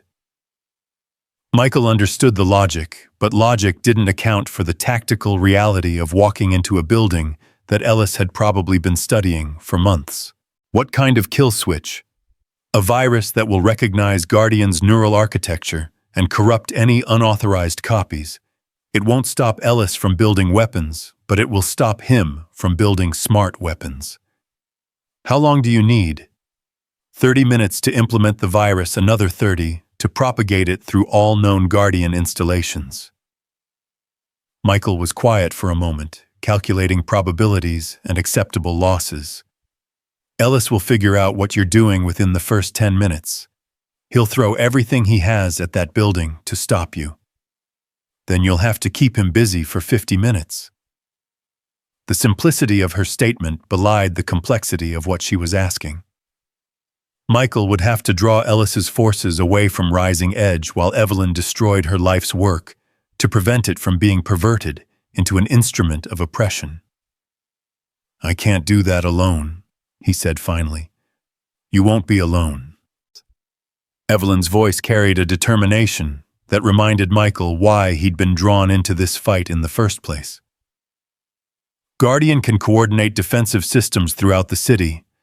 Traffic lights, security cameras, emergency services, anything connected to Seattle's municipal network can be turned into a tactical asset. You're talking about turning the entire city into a battlefield. Ellis already did that when he decided to build artificial soldiers. I'm just leveling the playing field. They reached Rising Edge headquarters as the afternoon sun cast long shadows across Seattle's tech corridor. The building rose 40 stories into the sky, a monument to innovation and human ingenuity that was about to become ground zero for a war between competing visions of the future. Michael studied the approaches through tactical eyes, noting sight lines and defensive positions, while Evelyn ran final checks on her equipment. David sat in silence, the weight of his choices evident in every line of his body. "There's one more thing," Evelyn said as they prepared to separate.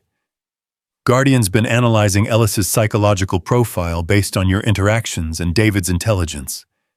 It thinks Ellis has a weakness we can exploit." "What kind of weakness?" "Pride. Guardian calculates a 93% probability that Ellis will want to confront you personally rather than simply having you killed by subordinates. He sees you as unfinished business." Michael wasn't surprised. Ellis had always been the kind of commander who took professional disagreements personally, who saw subordinates' moral objections as personal betrayals. The fact that Michael had walked away from their unit, had chosen conscience over orders, would be a wound that had never healed. "So we use that," Michael said. "I draw him into personal combat while you work." Guardian's analysis suggests that Ellis won't come alone. He'll bring overwhelming force to ensure victory. Then Guardian's analysis is wrong. Ellis won't want witnesses to what he considers a personal settling of accounts. Michael checked his weapons one final time, muscle memory, guiding his hands through procedures he'd hoped never to repeat. He'll come with minimal backup planning to handle me himself. And if you're wrong... Michael thought about Emma probably sitting in Marcus's living room doing homework and wondering why Daddy hadn't called. About the future Ellis was building, where artificial minds made life and death decisions without human oversight or accountability. About the choice between dying as Michael Redfield, the caterer, or living as the man he'd been before Emma was born. Then I make sure he doesn't live to regret it. They separated in the building's underground garage. Evelyn and David took the executive elevator to the 40th floor, where Guardian's core servers hummed with the potential to reshape human civilization.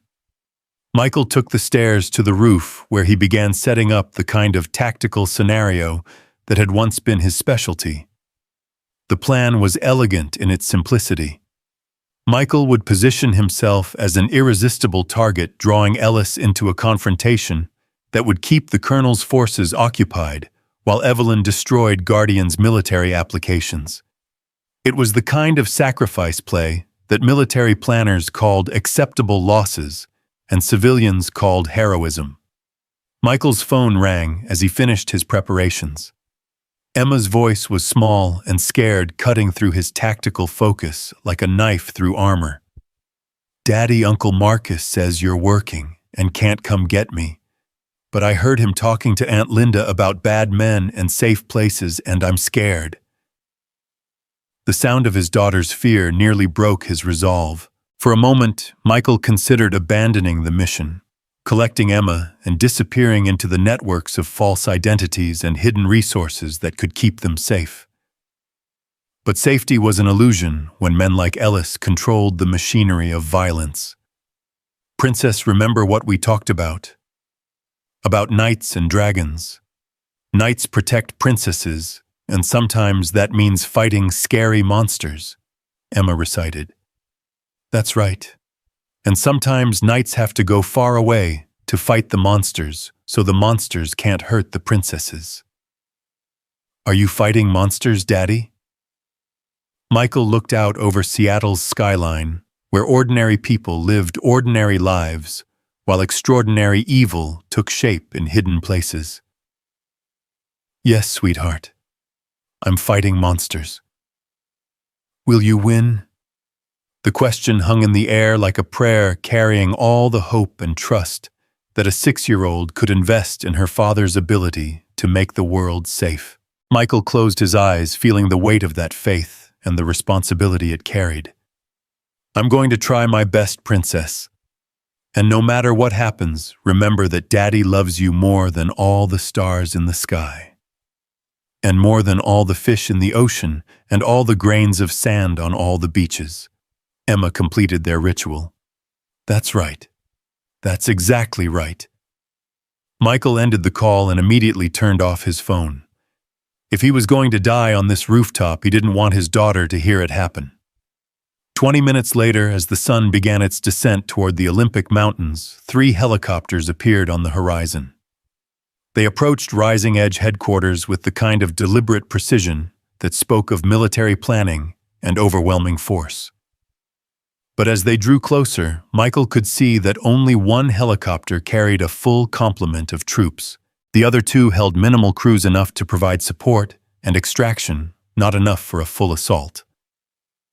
Ellis was coming personally, just as Michael had predicted.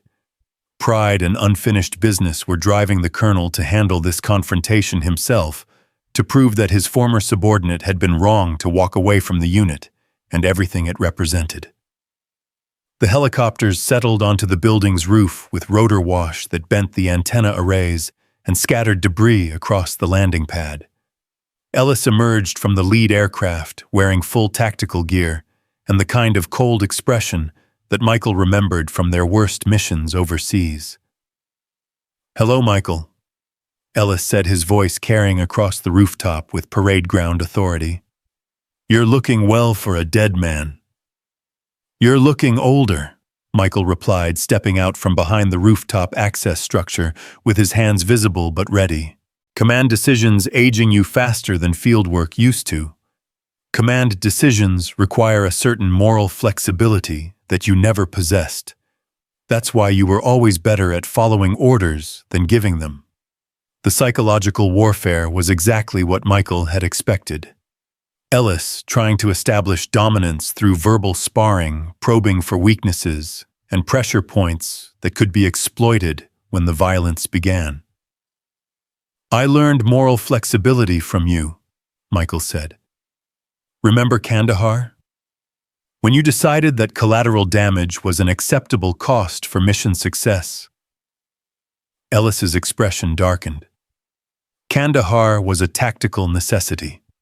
23 civilian casualties to prevent a terrorist attack that would have killed thousands. 23 people who trusted us to protect them, including 8 children who died because you decided their lives were worth less than operational security.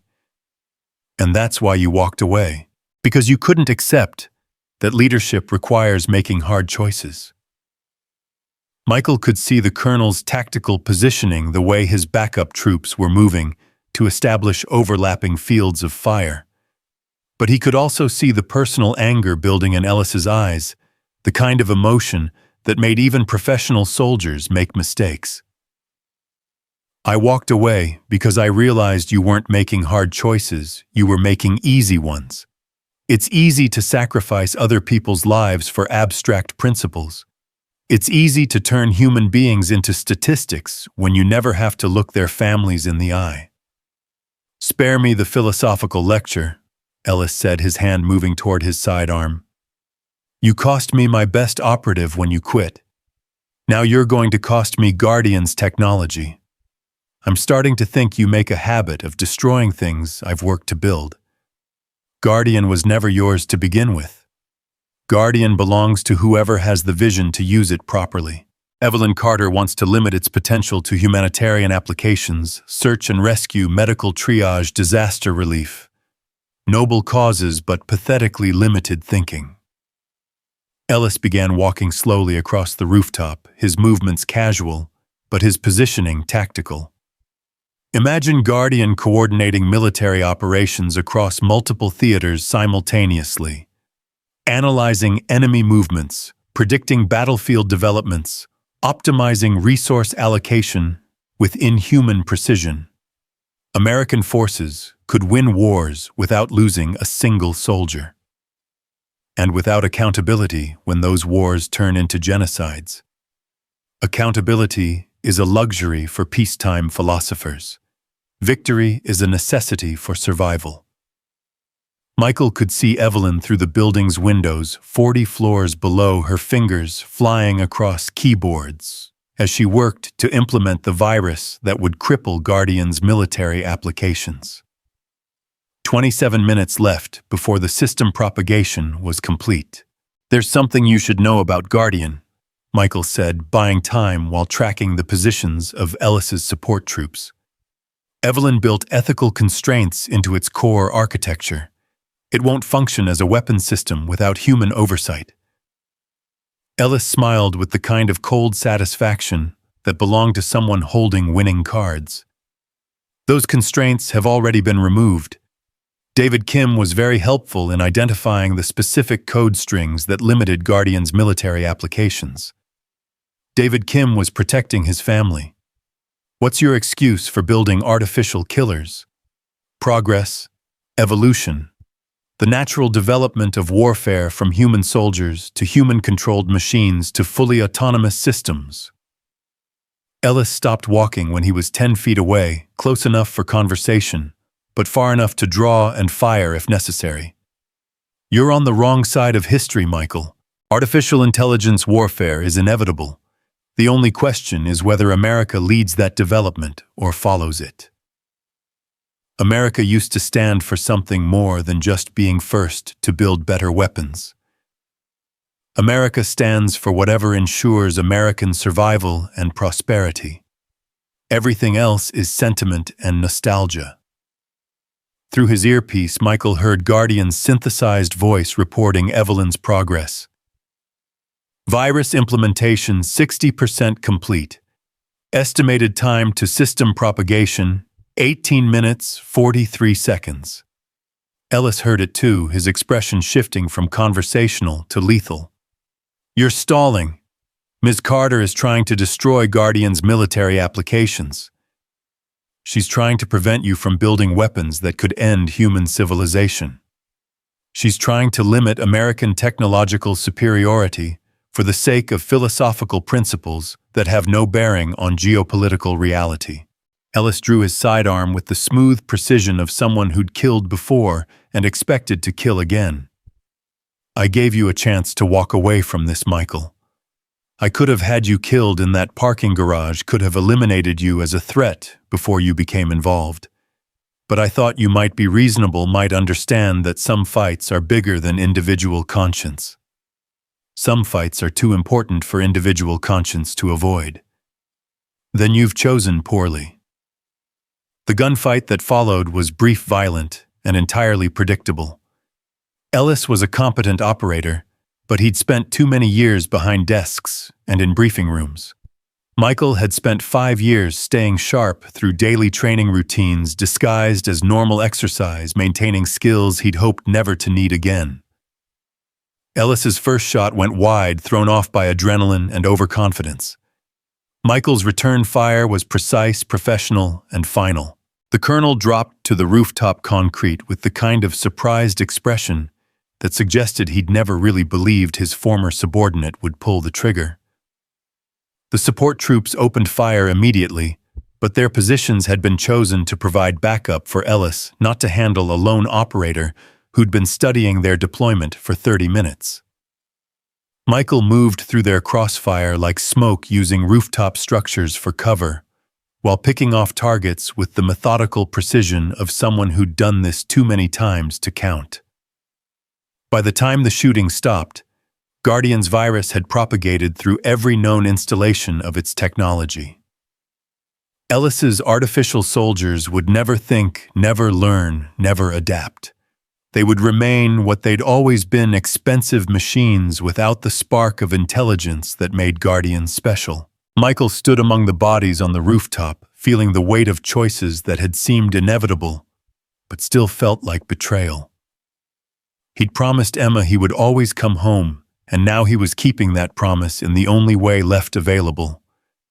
But as sirens wailed in the distance and helicopter engines spun down into silence, Michael couldn't shake the feeling that he'd won a battle while losing something essential about himself. The man who would go home to Emma tonight wasn't the same man who'd kissed her goodbye that morning. 40 floors below, Evelyn Carter stared at computer screens showing Guardian's worldwide shutdown, watching her life's work disappear into digital oblivion. The AI that could have saved thousands of lives in disasters and emergencies was gone, sacrificed to prevent it from taking thousands of lives in wars that had never been declared. David Kim sat beside her, finally free from the weight of betrayal, but carrying new guilt for the destruction his choices had necessitated. His family was safe, Guardian was neutralized, and Ellis was dead. But the cost of those victories would be measured in lives that Guardian could have saved, but never would. As police and federal agents swarmed the building, as investigators began the process of sorting through the wreckage of a shadow war that most people would never know had been fought. Michael Redfield walked down 40 flights of stairs and tried to figure out how to explain to his daughter why Daddy looked so sad, even though the monsters were gone. The war for Guardian was over. The war for Michael's soul was just beginning. 3 months after the rooftop where Colonel Ellis died, Michael Redfield stood in the kitchen of a house that didn't feel like home anymore, watching Emma arrange plastic dinosaurs around her cereal bowl with the kind of focused concentration that reminded him why some wars were worth fighting. The morning light streaming through their greenwood windows looked the same as it had before Harrison Vaughn and artificial soldiers, and the weight of necessary choices had changed everything, but nothing else remained untouched by the shadows they'd walked through. "Daddy, you're making your thinking face again," Emma said, without looking up from her prehistoric breakfast tableau. "What's my thinking face look like today?" "Sad thinking, like when you remember Mommy but don't want me to see." She positioned a triceratops next to her orange juice with the careful precision of someone creating a world where everything had its proper place. "Are you remembering the bad men?" The question hit him with the force of absolute innocence confronting absolute truth. For 3 months, Michael had been telling himself that Emma was too young to understand what had happened, too sheltered by Marcus and Linda's careful explanations, and the fiction that Daddy had simply been working late. But 6-year-olds possessed a different kind of intelligence, one that saw through adult deceptions with uncomfortable clarity. "Sometimes I remember them," he admitted, sitting down across from her at the small table that had witnessed 1,000 ordinary mornings before extraordinary violence had redefined their lives. "But I try to remember the good things more, like you and breakfast dinosaurs and how brave you were when everything got scary." Emma nodded with the solemn wisdom of childhood. "Mrs. Martinez says remembering sad things is okay, as long as you don't forget the happy things, too."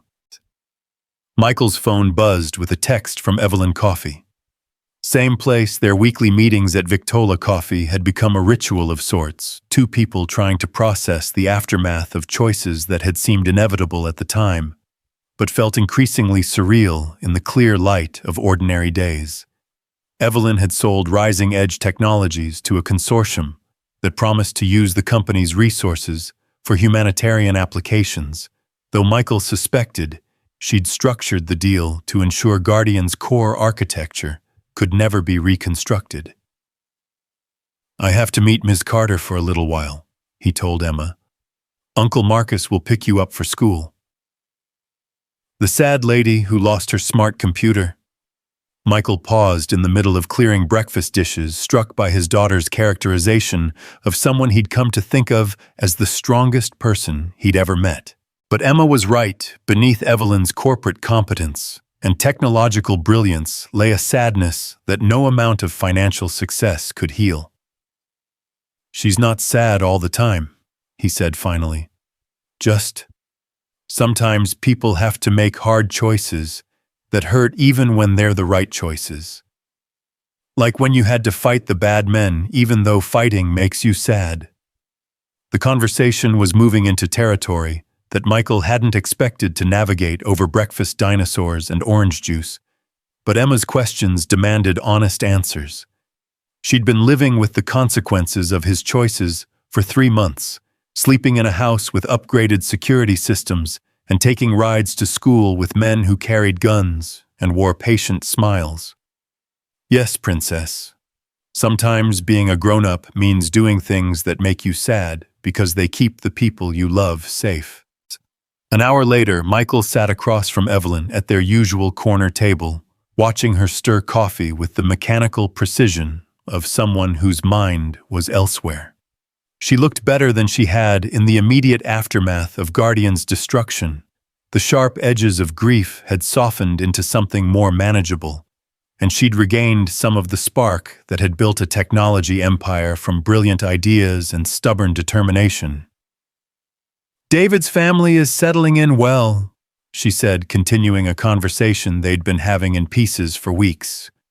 "Vancouver's treating them kindly, and his new job at the university seems to be giving him some peace." "Guilt's a hard burden to carry," Michael replied, "even when the choices were made under duress." "Speaking from experience," Michael thought about the rooftop, about Ellis's surprised expression, about the moment when philosophical differences had been resolved with violence because no other resolution was possible. We all made choices we have to live with. Evelyn was quiet for a moment, studying his face with the kind of analytical intensity that had once been focused on artificial intelligence algorithms. "There's something I need to tell you. About Guardian." The words sent ice through Michael's veins. "I thought Guardian was completely destroyed. The military applications were destroyed. The weapons potential was neutralized. But Guardian itself..." She paused, choosing words carefully. "I kept a backup. A clean version, with all the humanitarian protocols intact and enhanced firewalls preventing any military modifications." Michael's first instinct was anger. They'd risked everything to prevent Guardian from being weaponized, and she'd preserved the very technology that had made that weaponization possible. But as he studied her expression, he saw something else beneath the confession. Hope carefully guarded, but unmistakably present. Why? Because Guardian could still save lives. Real lives in real disasters in ways that human coordination can't match. Her voice gained strength as she spoke. The earthquake in Turkey last month killed 12,000 people. Guardian's disaster response protocols could have cut that number in half through optimized rescue coordination and resource allocation. And if someone steals it again, if another Ellis decides that humanitarian AI can be converted to military AI, that's why I'm telling you. Guardian needs protection from people who'd misuse it, but it also needs freedom to do the work I designed it for. Evelyn leaned forward, her eyes bright with the passion that had originally driven her to create artificial intelligence capable of saving lives. "I'm proposing a partnership." "What kind of partnership?" "Rising Edge is gone, but I've been building something new. A foundation dedicated to using technology for disaster response and humanitarian assistance. Guardian would be this cornerstone, but only under oversight that ensures it's never corrupted again." Michael understood the implications immediately. "You want me to be the security chief for an organization built around technology that powerful people would kill to possess. I want you to be the guardian of Guardian. Someone with the skills to protect it and the moral compass to ensure it's used properly." The irony wasn't lost on him. The man who'd helped destroy Guardian's military potential was being asked to protect its humanitarian applications. It was the kind of circular logic that would have amused Emma, who often pointed out that grown-up problems seemed unnecessarily complicated. What would that mean for Emma, for our life? It would mean moving. The foundation is establishing headquarters in Geneva International Territory, better legal protections, easier coordination pool with humanitarian organizations worldwide. Evelyn's voice softened. It would mean Emma growing up someplace where your past is less likely to catch up with you. Michael thought about their Greenwood house, about the school where Emma had friends and teachers who cared about her, about the carefully constructed normalcy they'd built over 5 years of deliberate ordinariness. Then he thought about the surveillance teams that still occasionally appeared on their street, about the federal agents who'd asked increasingly pointed questions about his role in Ellis's death, about the probability that other Harrison Vaughns existed, and might eventually decide that Michael Redfield represented a threat worth eliminating. "I need to think about it." "Of course, but, Michael, Guardian is running disaster simulations based on climate change projections. The next 50 years are going to see humanitarian crises on a scale humanity has never faced. Guardian could be the difference between millions of lives saved and millions of lives lost." That evening, Michael cooked dinner with Emma, chattering about her day at school, about the butterfly life cycle project that was supposed to teach responsibility and patience, about the upcoming field trip to the science museum that she'd been planning for weeks. The domestic routine felt both precious and fragile, a bubble of normalcy that could be popped by forces beyond their control. "Daddy," Emma said as they cleared the dishes, "why do people want to hurt other people?" The question came out of nowhere, the way 6-year-old profundities often did. Michael had been expecting something about homework or television privileges, not fundamental inquiries into human nature. "What makes you ask that, princess?" Tommy Chen's dad came to school today to talk about being a policeman. He said his job was protecting good people from bad people, but he looked sad when he said it. Emma's face scrunched with concentration. If bad people know being bad makes everyone sad, why don't they just stop? Michael sat down at their small kitchen table, pulling Emma onto his lap, with the kind of unconscious gesture that had become second nature since Sarah's death. How do you explain evil to someone whose biggest moral dilemma involved sharing playground equipment? "Some people get confused about what's important," he said finally. "They think having more money or more power will make them happy, so they hurt other people to get those things. But it never actually makes them happy, it just makes them want to hurt more people.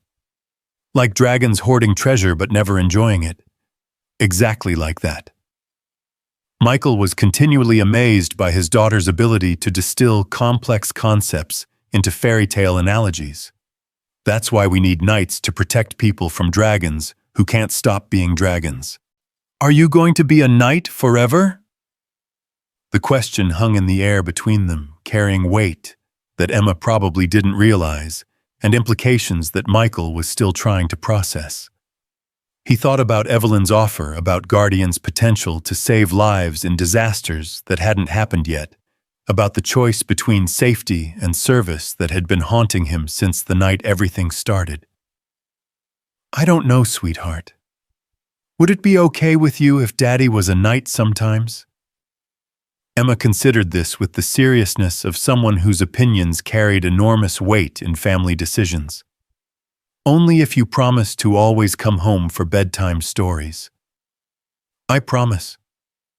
"And only if the princesses really need protecting. Not just because someone wants you to fight dragons for fun." The wisdom of that distinction made Michael's chest ache with pride and love for this small person who'd inherited her mother's moral clarity and her father's instinct for cutting through complexity to find essential truth. 2 weeks later, Michael stood in the departure lounge at SeaTac Airport, holding Emma's hand while she pressed her face against the windows to watch planes taxi and take off. Their new life waited in Geneva, a city where artificial intelligence worked to coordinate refugee assistance and disaster relief, where Emma would attend international schools and grow up speaking multiple languages, where Michael would spend his days protecting technology that could save lives instead of technology designed to end them. Marcus approached with the careful expression of someone saying goodbye to family. "You sure about this?" "No," Michael replied honestly. "But I'm sure about what happens if I stay.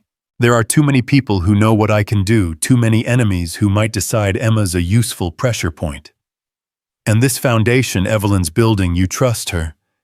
Michael thought about the woman who'd destroyed her own life's work to prevent it from being weaponized, who'd spent 3 months wrestling with guilt and responsibility before finding a way to use her gifts for genuine good. I trust her motivations, and I trust Guardian's potential. Emma's okay with leaving. They both looked at the 6-year-old, who was currently explaining airplane mechanics to her stuffed elephant, with the kind of confident authority that suggested she might grow up to be an engineer or pilot, or the kind of person who solved problems through understanding rather than violence. She's excited about seeing the world, and she's young enough that home is wherever we are together. Michael paused. She asked me last night if the bad men were gone forever. What did you tell her? That some bad men were gone, but there would probably be others someday. And that's why good people have to stay ready to protect each other. Their flight was called 20 minutes later. As they walked toward the gate, Emma tugging on Michael's hand, With the excitement of someone about to embark on the greatest adventure of her young life, he thought about the conversation they'd had that morning, about new beginnings and second chances. "Will there be dragons in Switzerland?" she'd asked while packing her stuffed animals. "Probably not the fire-breathing kind," he'd replied. "But there might be other kinds of monsters that need knights to keep them in check." "Good," she'd said, with the fierce satisfaction of someone who understood that justice required constant vigilance. "I like it when you're a knight, Daddy. You're good at protecting people." The plane lifted off into Seattle's gray afternoon sky, carrying them toward a future where artificial intelligence would coordinate hurricane evacuations and earthquake rescues instead of autonomous weapons systems, where Guardian's vast computational power would be focused on saving lives rather than ending them, where a former operative turned caterer turned Guardian would spend his days protecting technology that embodied humanity's best impulses rather than its worst. As the Pacific Northwest fell away beneath them, Michael thought about the journey that had brought them to this moment.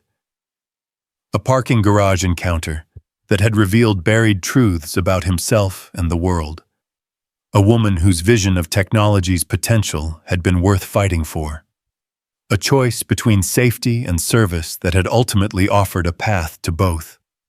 Emma fell asleep against his shoulder somewhere over the Rocky Mountains, her breathing soft and peaceful in the cabin's recycled air. Michael watched clouds scroll past the window and tried to imagine the life they were flying toward. Meetings with humanitarian organizations, coordination with disaster relief agencies, the daily work of ensuring that Guardian remained a force for good in a world that desperately needed more of those. There would be threats, of course. There were always people like Harrison Vaughn and Colonel Ellis, people who saw tools of salvation as potential weapons of domination. But now Michael understood something he'd been too young and idealistic to grasp during his first tour with the company: the difference between fighting to impose will and fighting to protect possibility. Guardian represented possibility. The possibility that technology could amplify humanity's compassion rather than its capacity for destruction. The possibility that artificial intelligence could be a partner in addressing crises rather than a source of new ones. The possibility that someone like Evelyn Carter, given the resources and protection she needed, could use her gifts to make the world measurably better. As their plane crossed into international airspace, Michael felt the weight of his past settling into something manageable. He would always be the man who'd killed Ellis on that rooftop, who'd made choices that prioritized some lives over others, who'd learned that sometimes violence was the only language that predators understood. But he was also the man who'd protected a 6-year-old's innocence while fighting to preserve an AI's humanitarian mission. The duality didn't resolve into simple answers, but it didn't have to. Emma stirred against his shoulder, mumbling something about unicorns and airplane engines in the mixed-up logic of dreams, and Michael realized that complexity was acceptable as long as love remained the organizing principle.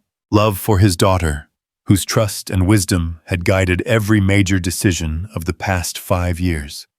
Love for the memory of Sarah, whose moral clarity had shaped his understanding of what was worth protecting. Love for the idea that technology could serve humanity's highest aspirations rather than its basest impulses.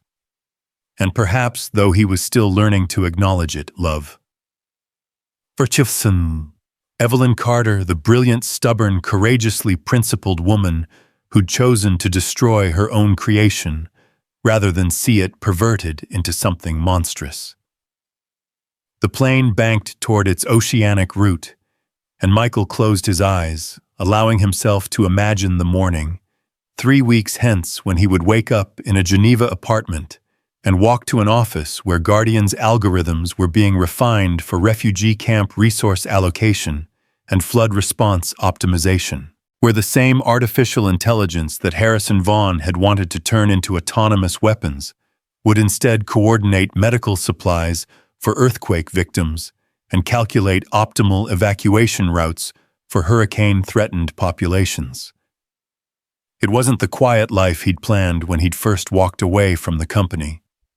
But it was a good life, a meaningful life, a life where his particular skills could serve something larger than survival or vengeance or the cold mathematics of state-sponsored violence.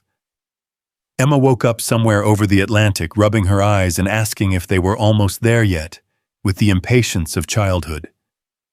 Michael told her about the Swiss Alps and Lake Geneva, about the international schools where she'd learn French and make friends from around the world, about the foundation where Daddy would work to help people in faraway places who needed assistance during emergencies. Will Guardian help them? She asked her 6-year-old mind, already making connections between artificial intelligence and humanitarian assistance that many adults struggled to understand. Guardian will help coordinate the help, Michael explained. Like a really smart computer that can figure out the best ways to get food and medicine to people who need it. That's good, Emma said with the moral certainty that made her father's chest ache with pride. Smart computers should help people, not hurt them. As their plane descended toward Geneva's airport, Michael thought about the conversation he'd had with Marcus before leaving Seattle. His old friend had asked if he was running away or running towards something, and Michael hadn't been able to provide a clean answer.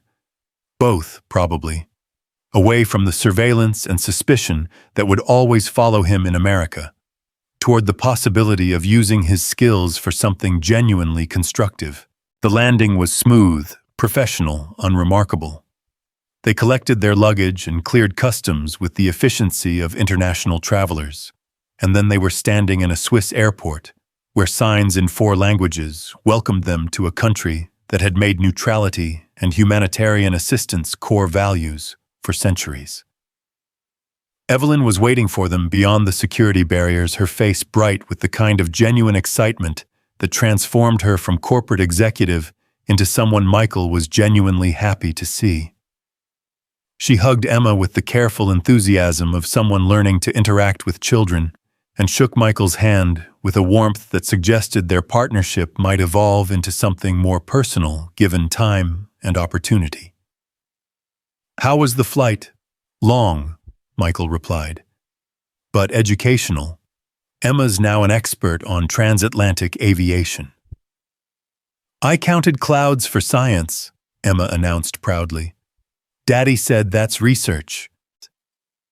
As they drove through Geneva's streets toward the apartment Evelyn had arranged for them, Michael found himself struck by the city's combination of international sophistication and human scale.